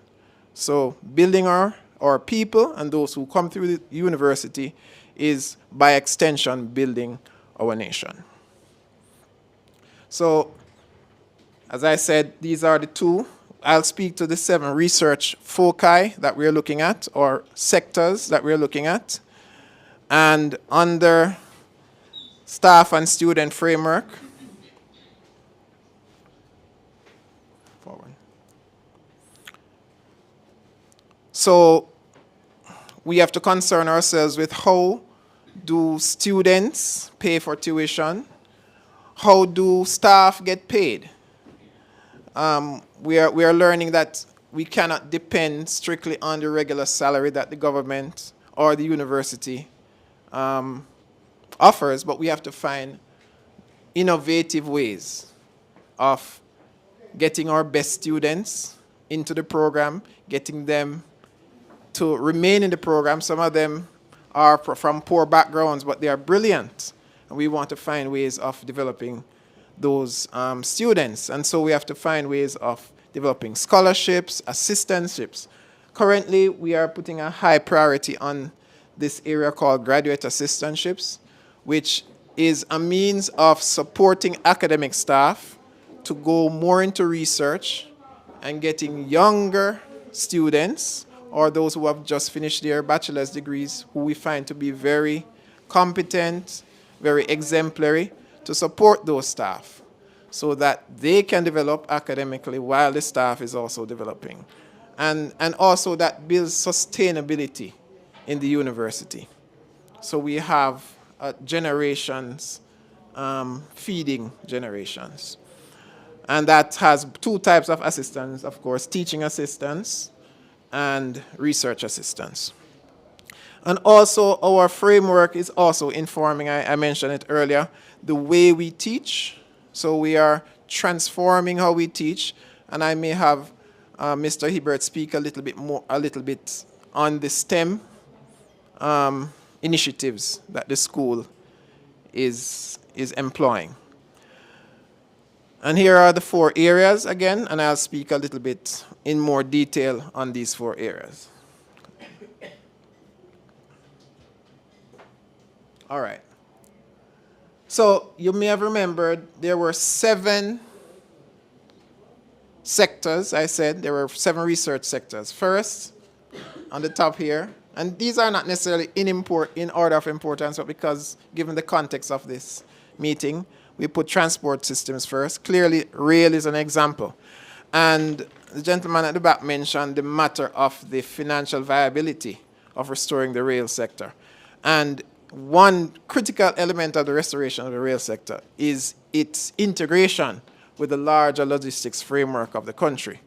And so the Transport Systems Research Group not just looks at rail, but on road, air, and maritime matters, and the integration of all those. And the rail system, of course, is critical in the whole, not just people transport, but as been mentioned, the only reason why it survived this long is because of the freight for the industries. So there is viability, but there has to be an appreciation for its integration into the wider logistics and shipping industry. So I am the chair or the lead for the Energy Research Unit, and earlier O'Neill mentioned the IDB, Inter-American Development Bank, who has demonstrated significant confidence in the University of Technology. Just last year, I was invited to go to South Korea for similar knowledge transfer arrangements to assist in the development of the EV sector in Jamaica. Very aggressive electric vehicle sector in Jamaica. And there's a very aggressive national vision to see at least double-digit 10% adoption by 2030. And we are almost nowhere right now to get there, but it's really aggressive now. And so and it's moving. And again, just as with the rail initiative, the IDB is demonstrating confidence and has approached UTEC to see how we can assist in that also. There's more political issues that we have to grapple with, but we are working. And renewables in general, that's another matter that's very critical to Jamaica, given that we don't have fossil fuel reserves like other nations. We also have an exorbitantly high, what we call electricity costs or tariffs, compared to most countries. And so that has actually given Jamaicans a higher consciousness about going renewable or having their own type of energy that's not dependent on JPS. And so, in fact, the energy interest academically and in research is the highest in the school. Probably 50% of the staff in the School of Engineering. How many staff do we have? 50 academic staff. 50. About how many females? Oh, how many females? 15. We have a good mix of females, perhaps about 15. About 15 to 20. 15 to 20 females. Academics? Yes, academics. Yeah. Our last dean, just before the one was a female. And our last head of school, the one before I was a female also. Very diverse. And she was an energy expert also. And from Bradford, right? University of Yes. She studied at University of Bradford. And the head of school before her was a female. Right. So I will ask, so I've spoken about energy. I will ask Mr. Hibbert to briefly speak to our interest in STEM education and our strategic. He needs to come up. Yes. Our strategic, how we plan to position ourselves to support that mandate. Oh, okay. Pleasant.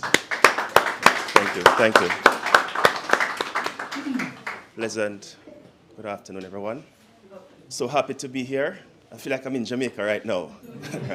We're happy to be here. I'll just speak briefly on STEM and engineering education. What we're trying to do in terms of assisting with nation building. So as we perhaps recognize, STEM is an abbreviation for science, technology, engineering, and mathematics, and is a driving force for economic development, all right? And a part of that, especially as UTEC is concerned with engineering. And so we have formed a new research group, and we're looking at modern ways to support STEM education and engineering education. So the group is young. We have about 9 persons on the team researching these methodologies. And we're looking at changing how we approach engineering education and also how we can support the STEM agenda in Jamaica. So as it relates to what we are about, we're still framing that to best tread that path. And so we're seeking to learn more about how we can understand that roadmap. And we're looking to go just next week to look at some established STEM institution in the UK. And so we're still at that initial phase and looking to learn about how it is that we can support nation building through STEM. And so that's a big journey, and we look forward to the support from the diaspora in terms of how we advance that initiative. A part of the research agenda in the STEM and engineering research group is support in terms of equipment. All right, so we're looking to establish some STEM research groups, not only at UTEC, but across Jamaica. And we're looking at the initial phase to establish some centers in the underserved communities. So I'll not speak more on that just now, but I'll just hand back over to Dr. Campbell, who will just pick up from there. Thank you so much.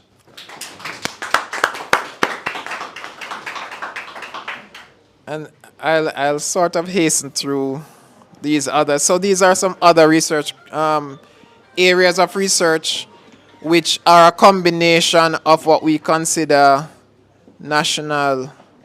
critical national areas and also areas of expertise that our faculty has. Okay, materials characterization is critical, and one of the main sectors that this is going to impact is in the construction sector. And there's a lot having to do with novel construction materials, and there's a lot of booming in construction going on in Jamaica now. And the regulations, especially that would be established through entities like the Bureau of Standards Jamaica and such, requires testing and also appreciating the unique considerations that come into play in the Jamaican setting. Industry and productivity is big. Mr. Joseph's, that's his specialized. Yeah, that's his area. He studied here, Rolls Royce and with Kevin back in the day. But he's keen on helping industries to optimize their processes, making them more efficient, less waste, and being competitive on the global scale. And that's what we are about. Again, UTech, the role of UTech is not just to train individuals so individuals can get a degree. UTech is about building Jamaica, the economy of Jamaica. Other universities may be there to build individuals so individuals can get. I'm not saying there's no value in that, but I'm saying UTech's focus is the building of Jamaica's economy. And we see the technical side of the industries of Jamaica to be critical in building Jamaica's economy. Of course, we are in the 21st century. Smart devices, electronics, and such. The electrical department is the largest department in the School of Engineering. And Mr. Hibbert is a control systems expert. It's all about this. And waste management is critical for Jamaica because of our environmental sensitivity. As a tropical nation, our tourist issues, climate change issues. So this is not just about waste, but it's generally environmental and waste management and natural resource management. So those are the 7 research areas that we're focusing on. And we have been building a credible track record. We have mentioned some already. So, of course, Inter-American Development Bank, University of Birmingham have been mentioned. JPS, we have developed very good relationship with them.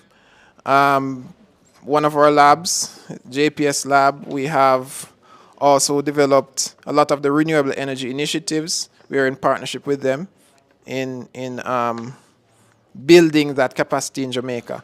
There is also a new company, New Fortress Energy, and that's a company that's primarily has been responsible for the natural gas industry in Jamaica.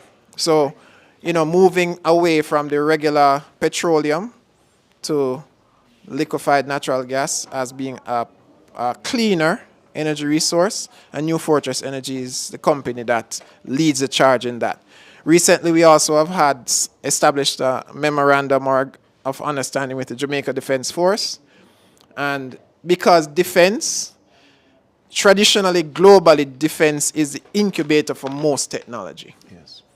And the Jamaica Defense Force has not yet come to appreciate research in the space of defense. And, in our unique setting, I'm actually an officer in the Jamaica Combined Cadet Force, which is related to the Jamaica Defense Force. And so we are working with them to see if we can develop special training programs, officer training programs, through engineering, because engineering tends to be one of the critical elements that supports defense. All right? And we've mentioned the Ministry of Transport and Mining, Caribbean Center for Renewable Energy and Energy Efficiency, which is CARICOM's official entity that's responsible for the energy sector. Okay. So I will invite O'Neill to finish off. I hope that I was clear, and I hope that I've piqued your interest in working with UTech.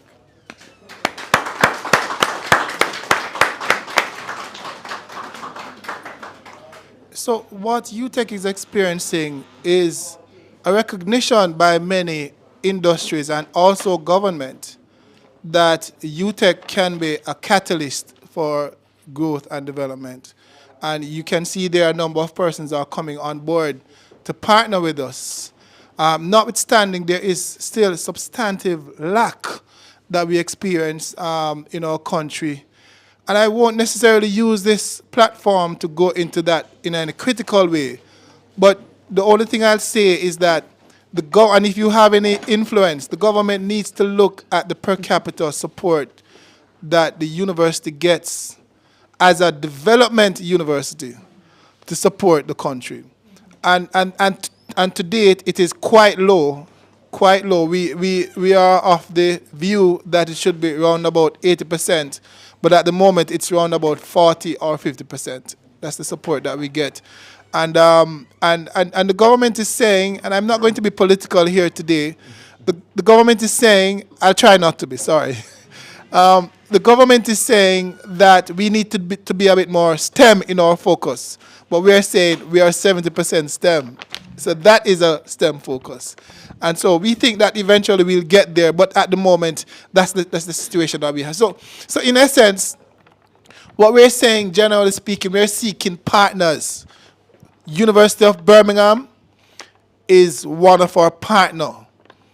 We want the diaspora to be one of our development partners, right? That's what we're asking. We want the diaspora to be one of our partners. We're saying here is a clear avenue through which you can impact development. Very, very clear, very, very direct. And we also have identified some possibilities. So for example,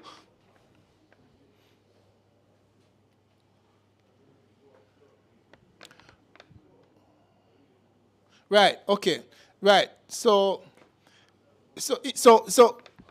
if there are any academics in the room, here are some, and clearly there are some, here are some ways in which we can, you can engage with us. We can do research engagements in the form of international grant funding partnerships. And this is an example. The request to IDB is for the University of Technology and the University of Birmingham to do this feasibility study. So we are consultants, our research partners, and this is an opportunity here. And there are many, many other such opportunities. Also, joint consultancies, and again, it's the same thing here. Whether it's public sector, whether it's private sector, we can do some of those projects. And what we're saying is that private sector is at the moment at a point where there are many critical technical lacking. Construction, for example. When you're developing a construction site, what you need to do is to establish whether or not your soil can manage the structure.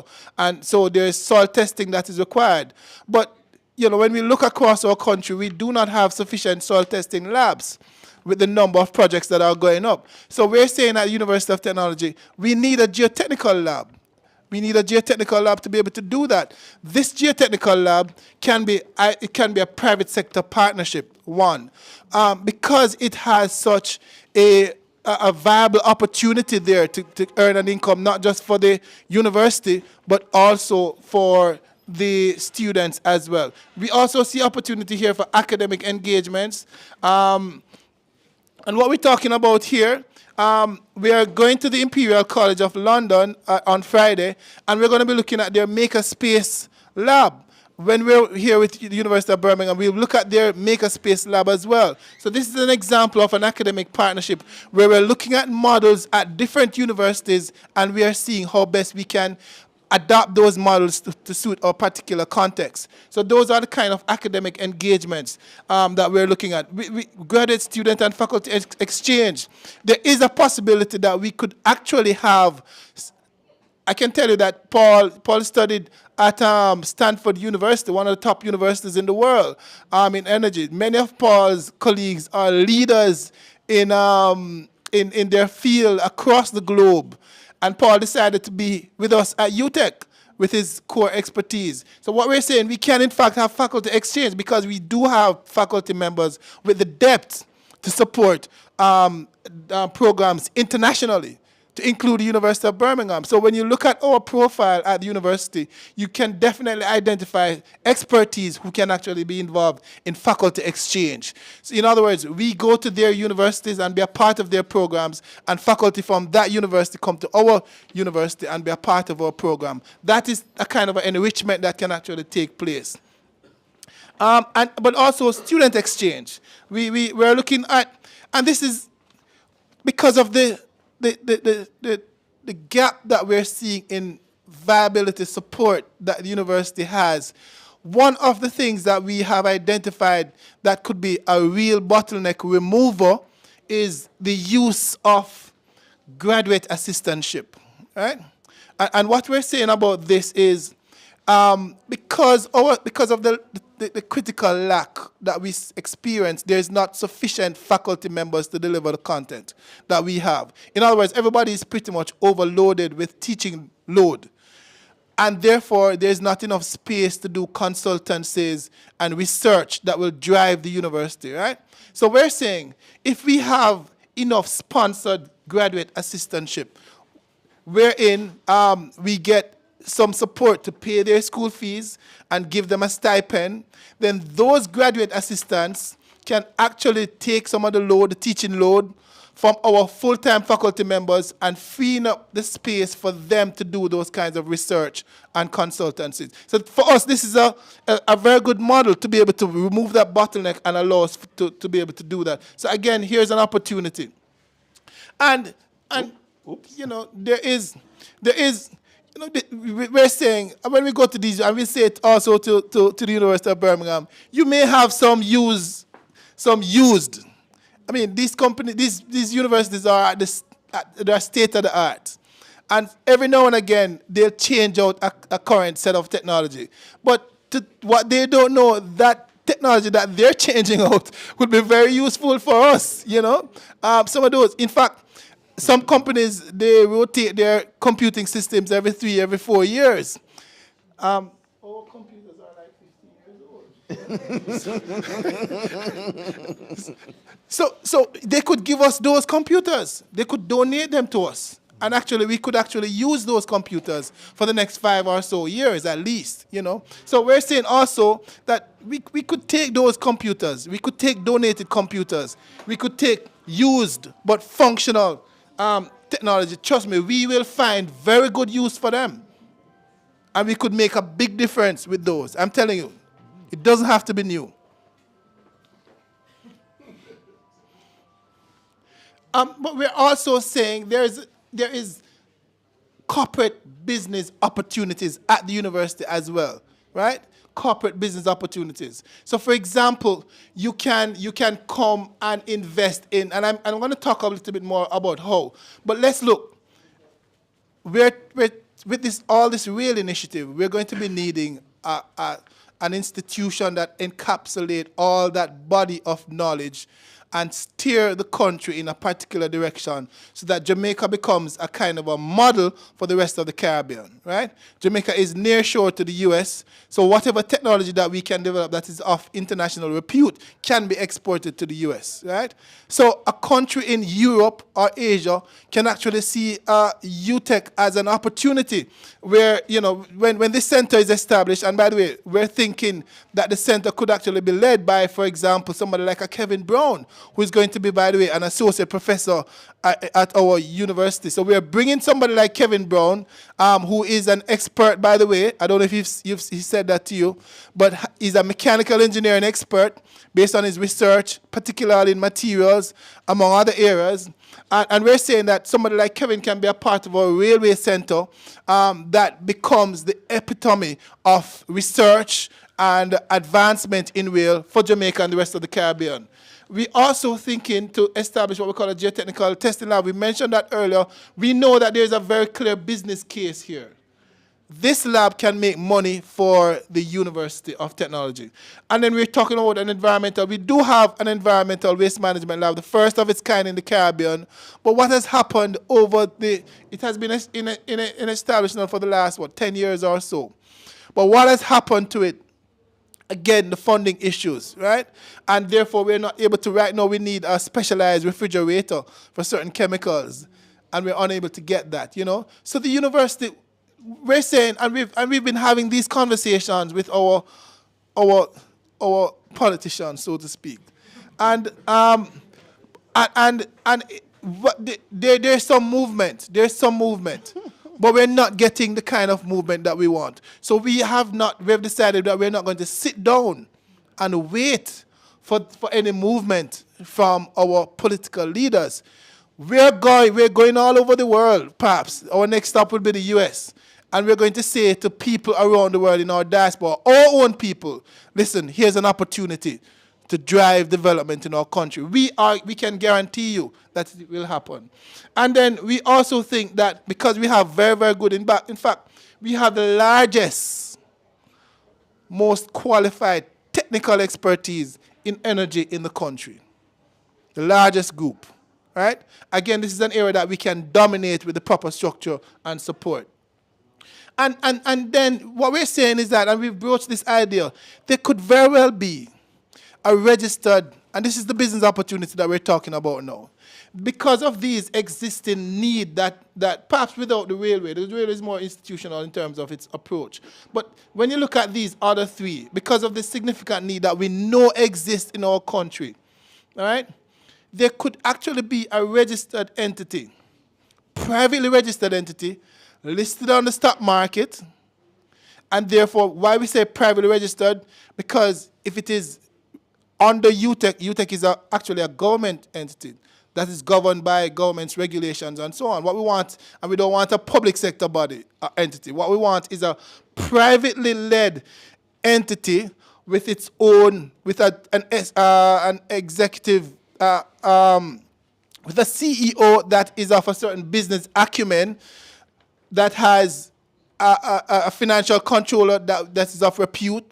All of these that comes with setting up a proper privately run entity to be established at UTEC to support the delivery of these services to industry. So this entity will be feeding from UTEC at a price. So they'll pay us to provide these services, and then reciprocally we will be able to support the development of that particular company. And then what we are also saying is that because of the need that exists to do all of this, what we believe is that for this to be viable, UTEC will have to always have somebody on their board of directors, somebody in their management structure, so that the company will always be tied to UTEC in some way. All right? And for mainstream diaspora, listen, there are opportunities for scholarships and grants. There are opportunities to have joint academic programs and student exchange. There are opportunities for specially good. So we can, if you have children that goes to UTEC, right? And this is something that the president, we've spoken to the president, well, not this in particular, but we've spoken to the president about our initiative coming here today. This is something that we can talk to our president about. Can we have specially negotiated rates for diaspora students? Right? In other words, you're born in the UK, but because you're a member of the diaspora, and for whatever reason you want to come back to Jamaica and perhaps enroll in a university, University of Technology, can there be a specially negotiated rate instead of you paying the international student rate? Right? So that is an opportunity there. We're also saying that there could be an established student payment mechanism. So we know, and when I was studying as well, my grandfather lived in Brixton. And every time we need a little bit of support, we would call on him, whether it's to pay tuition or whatever else, we call on him.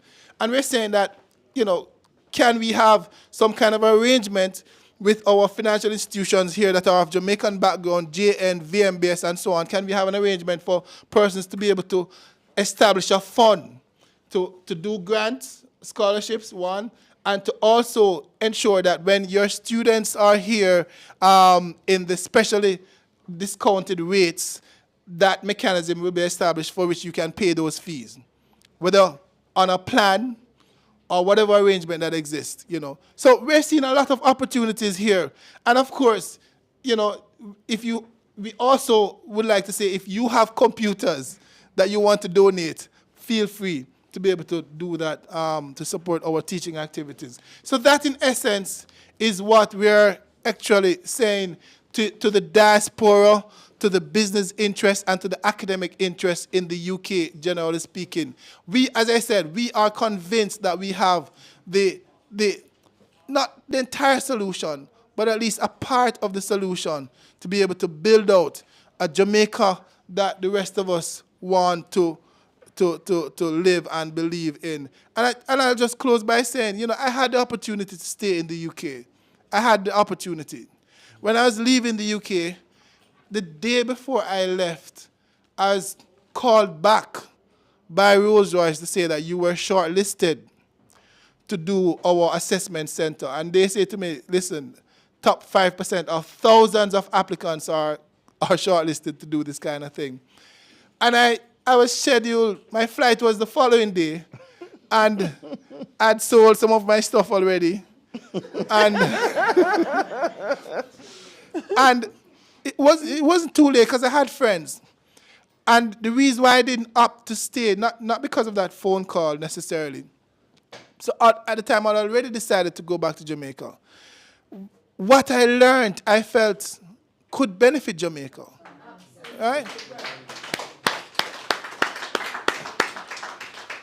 Because I was in manufacturing engineering, manufacturing systems, and I saw manufacturing as the driver, right?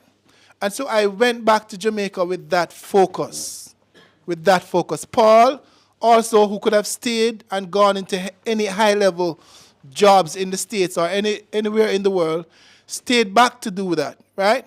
So some of us will have to stay back. Some of us will go, and some of us will stay, right? And perhaps my wife said to me, O'Neill, when are you thinking to now go to the UK? And I'm saying, you know, honey, this may very well be the time. I may need to, you know. So some of us will go, some of us will stay. But whether or not we go or stay, what we're saying, we all can contribute to Jamaica's development. Because we're all Jamaicans, whether we're living in Jamaica or not. We're all Jamaicans, and we all can make that difference. In fact, it probably takes more effort from Jamaicans outside of Jamaica to be able to impact the differences and the changes that are required in Jamaica. And thank you very much for your time and for listening to this presentation. Oh, wow. I think it was a bit louder than Professor Clive. Okay, well, ladies and gentlemen, thank you very much. We are at the end of the formal program. So what I suggest is probably just a couple of questions, and then we will have some refreshments outside. But the team will be here. Right, so we still have tea and coffee. And, and if anyone wants to speak to the team after we've finished here, they'll be around to speak to you individually. So they're available as long as you need them. So just to I know O'Neill used a few acronyms in his slide. So just to remind some of you who've been perhaps in the UK too long. So he said JPS. We all know JPS? Yes. Oh,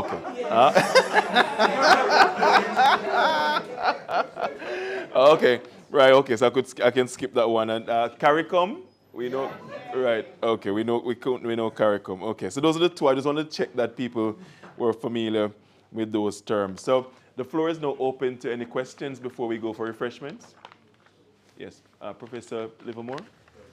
Sorry, I sent to stand up.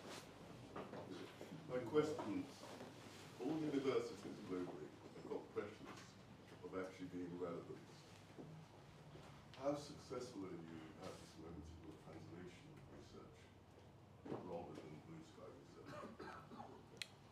Yeah, it's a very good question. So our successes have been good in energy, in the areas of energy. And I say relatively good. We've done a few conference papers, we've done a few projects with government, and it has informed the way in which we are actually viewed, to the extent, for example, the IDB, when we spoke to the IDB and gave them a full background of our energy-related research and activities, immediately they gave us a fully sponsored study tour to South Korea. Paul took up that opportunity. And also they recommended, and I'll not say the outcome, but they recommended that we, the University of Technology, be the developers of electromobility policy in our country. We didn't eventually get that support from you-know-who. But the point is, the stamp of approval was received from the IDB. And we think that kind of characterizes our strength.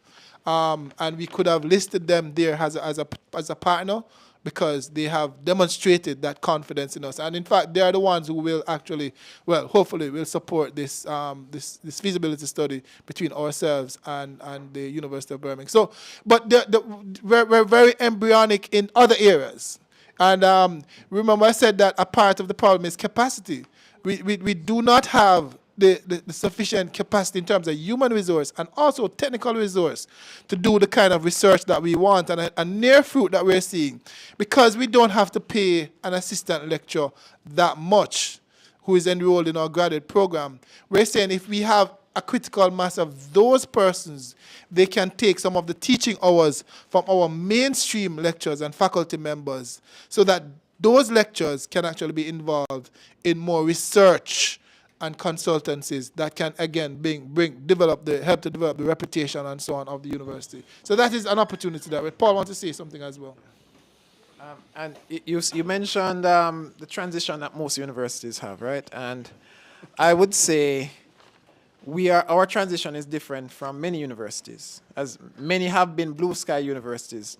UTech was never that. UTech was a training institution.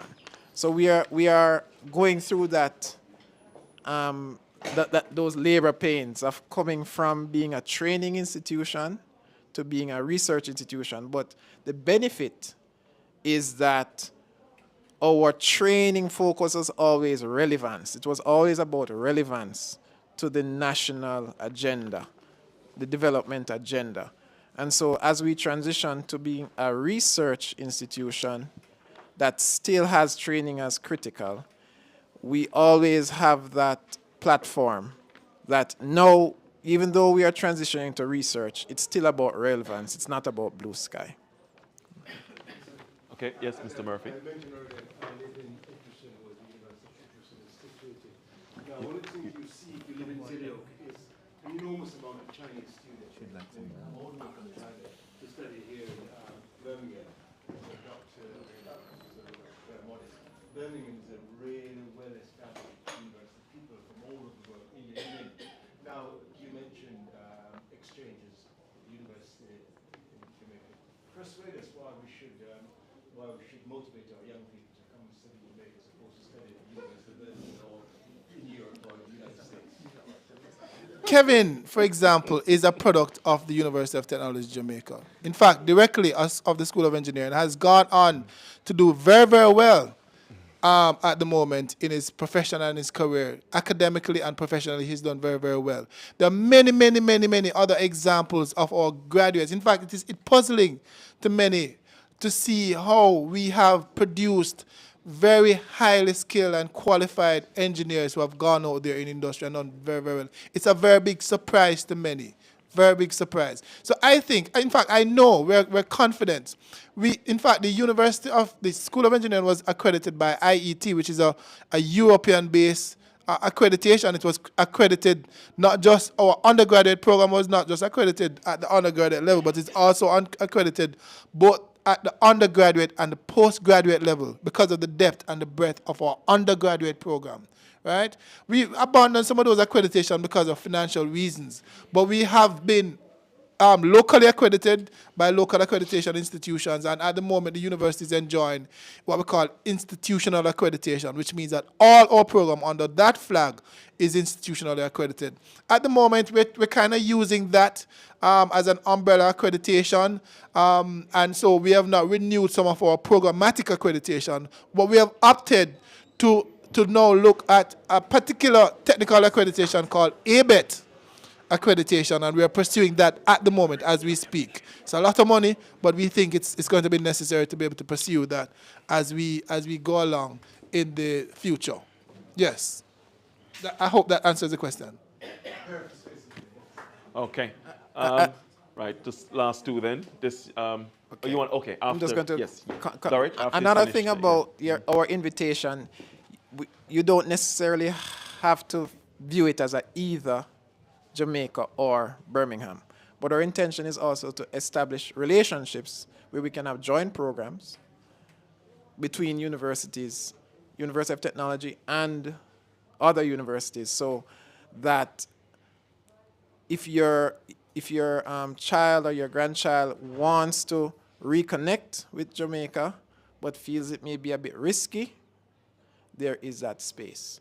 I was trained in the United States, and I have to say I have great respect for the HBCUs, historically black colleges and universities. They made that, and so now, back in the day, it was, oh, I'm going to I have no choice. But now the African American, they have the choice to go to a Stanford or a Howard. Some will choose Howard because the nation, the black nation, made that investment, and it reaps benefits. So it's a decision we just have to take, put in the investment, and we know that in due time, it will, the institution will earn that credibility globally. All right. Okay, Dorrit? Yes. Previously, Jamaica has had links with the UK and done twin projects. Is there going to be a possibility that with regard to the STEM that you spoke about with the program itself, will they be doing something with the schools in the UK? Because I think that would be a good way forward. With regards to studying STEM, I've actually done a research project on women in engineering, so I would like to know how that could be utilised within the project. All right, so thanks for that question. As I mentioned earlier, we just established the research group, and so we're still looking at all the ways that we can link, we can partner to developing an effective group, and so establish some credible growth in our nation. So you did a research, you said, and we look forward to sharing that information. It's a knowledge sharing opportunity as well. So if there's anybody else who would have had something to share in that light, it would be a great partnership. So we look forward to, looking at what you have and sharing what we have as well to see how we can partner in growing our initiative. And we have a graduate from the University of Birmingham who actually has interest in the whole area of women in engineering. She's also a faculty member of the University of Technology. So we could create that link between yourself and her. And in fact, we hope that we can get those contacts when we leave, Kevin, so that we can maintain contact with this group of individuals. All right, probably the last question, and what I'd say is that, sorry.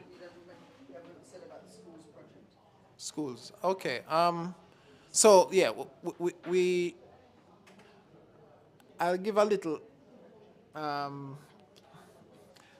ad here for the cadet force. So I am the officer in charge of engineering training for Jamaica Combined Cadet Force. That battalion, Marine Engineering Air Battalion, comprises only high schools in West Kingston and Southwest St. Andrew. So names like Tivoli Gardens, Denham Town, Haile Selassie, Penwood, which is Waterhouse, Stats, Charlie Smith, Kingston High, it's in troubled areas. But what we see is STEM is not just about education, it's about social intervention. It's, you mentioned the females, but also in those communities, the male issue and the way to engage, productively engage young men in these communities is critical. But the way to do it is through the high schools. So what the School of Engineering is doing is partnering with the cadet force, because we are engineering, and the cadet force is that part of the cadet force is engineering, to kind of develop mentorship programs. Actually, Mr. Hibbert is to be one of the instructors in like a robotics and electronics training, where we target high school students. So that's an example. These are the types of engagement that we are hoping STEM can make in not just national development from a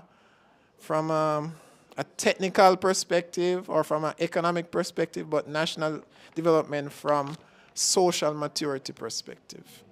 Yeah. Okay, thank you. All right, thank you very much, Paul. Well, I hope you don't mind if I go to someone who hasn't asked a question before. I think the lady in black. I think Doris echoed a bit of my question. Okay. Because your presentations have been excellent. Your in-person presentations are all from males. I wouldn't have wanted you to bring a token female, but I wanted to know about your current undergraduate quotas of women. And does it matter? Because you talk about building a nation. Often with social engineering in the UK, what we do, we concentrate on that pocket, and then that pocket, and then that pocket. But that's not the way we live our lives. So you have a massive task of how you kind of bring all the kind of cohorts into your program. So what is it like at the moment in terms of female undergraduates? So we have traditional areas that are male dominant and areas that are female dominant. So, for example, our chemical engineering program is dominantly female. Chemical engineering is dominantly female, and in fact, about 70%. Yeah, and they do very, very well. In fact, the New Fortress Energy provides at least 20 full scholarships to engineering students at UTech, and when they compare the caliber of students that come out of our engineering program, they say comparatively they will be improving the allotment to UTech more than other institutions. And in fact, there was one particular student that they've moved from the operational office in Jamaica to the design office in the States. And normally these type of companies keep the design a bit more controlled. And this is a strategy that international companies use. Design is kept in the local, and operational is outsourced. But they've moved him from operation to design because of his performance. And because of his performance, they continue to provide more and more scholarships to our students. So the point is, we do think that there's a significant impact. So in terms of male-female makeup, chemical is dominant. You have a good number in civil. About 40%, I'd want to say, in civil. You have a little less in mechanical. The mainstream, is dominantly male, perhaps 90% or more. And electrical, I think, is about 10%. Electrical is also significantly male. So those areas are male-dominated, but certainly in terms of chemical, and there's a significant number in civil that has been growing. So it has been growing over the years. I think more can be done, but it's not absolutely male-dominant.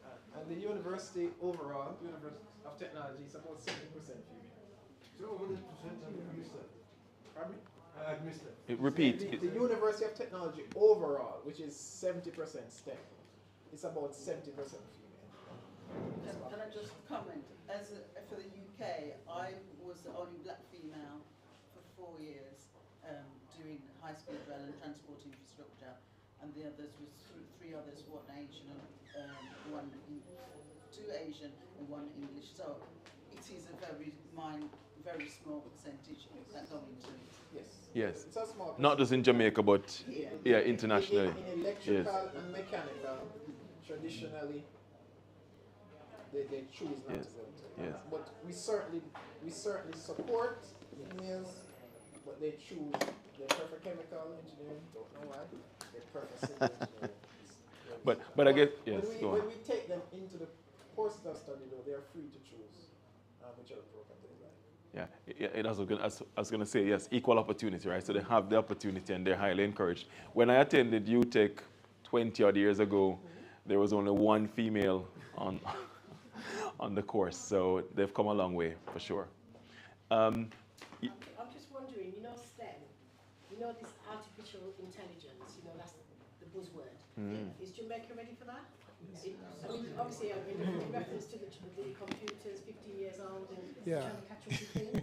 So are you ready for that? I can't necessarily speak to Jamaica's readiness per se, but I can tell you that the School of Computing, which is our sister school under the same faculty, has just had a conference on artificial intelligence just last week, I believe. And I know that there's significant discussions around artificial intelligence in the School of Computing. We have not, in engineering now, where certainly artificial intelligence can be applied. We're of the view that we understand the fundamental technology behind it. When you remove the hood, we know what is behind it. But in terms of our own application and research and involvement in it, it's been limited, I must be frank. But it's not that it's been limited entirely outside of the faculty. So there can be much more that we can do as a school to support that. So there's a gap there, which, Which is why we have this STEM agenda to support that also. Well, get in there. Right, probably the last question. I know we've got Yeah, because I'm sure people are hungry. The University of Southampton, which has the largest engineering faculty in the country. At the time, Yeah, if you want to go, you can. Yeah, some of the food there. Count on one hand the number of females in the engineering department. One was an African lady, still remember her name, Obede, okay, from Nigeria.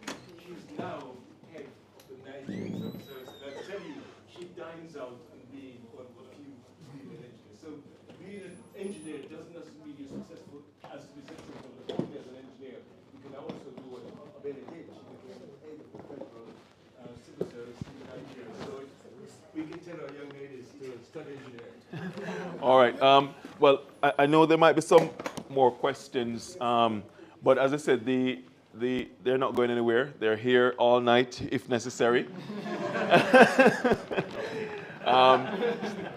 So they'll answer your questions. But I know some of you, you've been here from the start and would be, in need of some refreshment. So I'm going to allow that to happen. I just want to quickly end by saying thank you because, I must say that I didn't do this by myself, and we received significant support from members of the West Midlands diaspora. In particular, I have to thank Phil Murphy. When I rang Phil and said, Phil, we want to...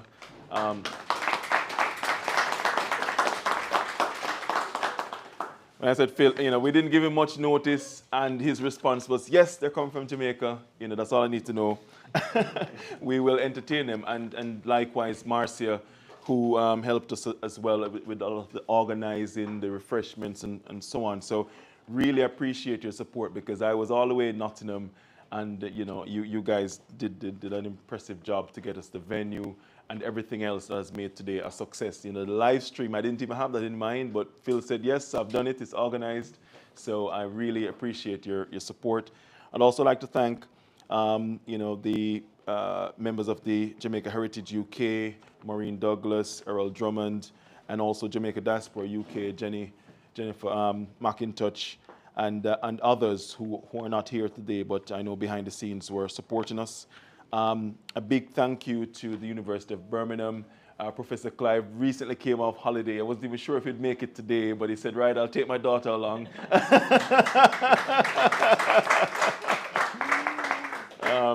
So we appreciate you being here, Professor, and we look forward to your sustained support. You have been very supportive, and I know you're committed to the initiative. I'd like to thank Wade Lynn. He's gone now, but the food you're about to eat, he has sponsored it, so I hope it tastes good. And we've been promised by Phil it's going to be good. But yeah, he has sponsored the refreshments, and he again, has been a big supporter of this initiative.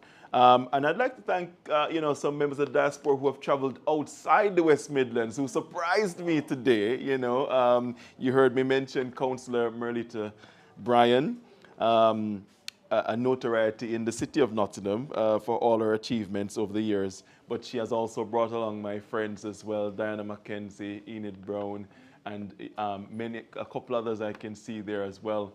Who are part of the diaspora in Nottingham. Some of you may have heard of the African Caribbean Artistic Center, or ATNA Center. So they're involved in that as well. So thank you very much for traveling all the way to Birmingham. I know you, yeah.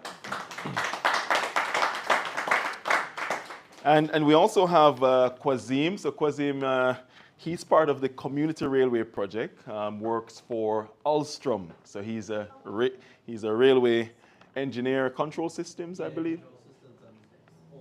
Right. So Quazim, yes,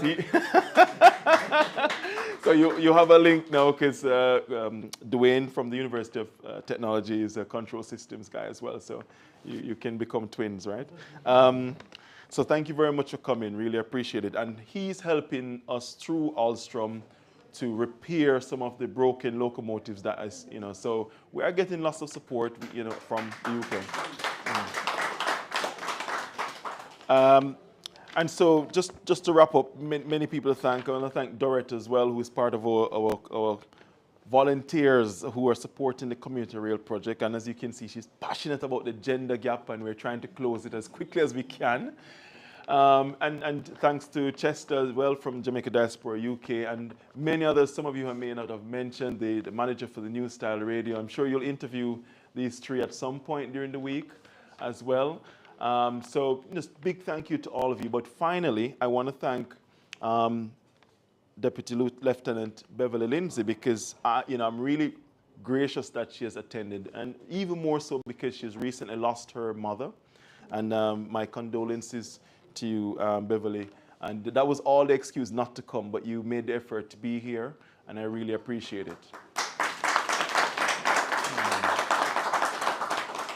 So ladies and gentlemen, I know the diaspora gives back to Jamaica, and I hope today you've seen another opportunity of how you can help to build our little rock. And as I said, they're here for you to speak to one-to-one. But I now want to welcome you to the refreshments. So thank you very much. Oh.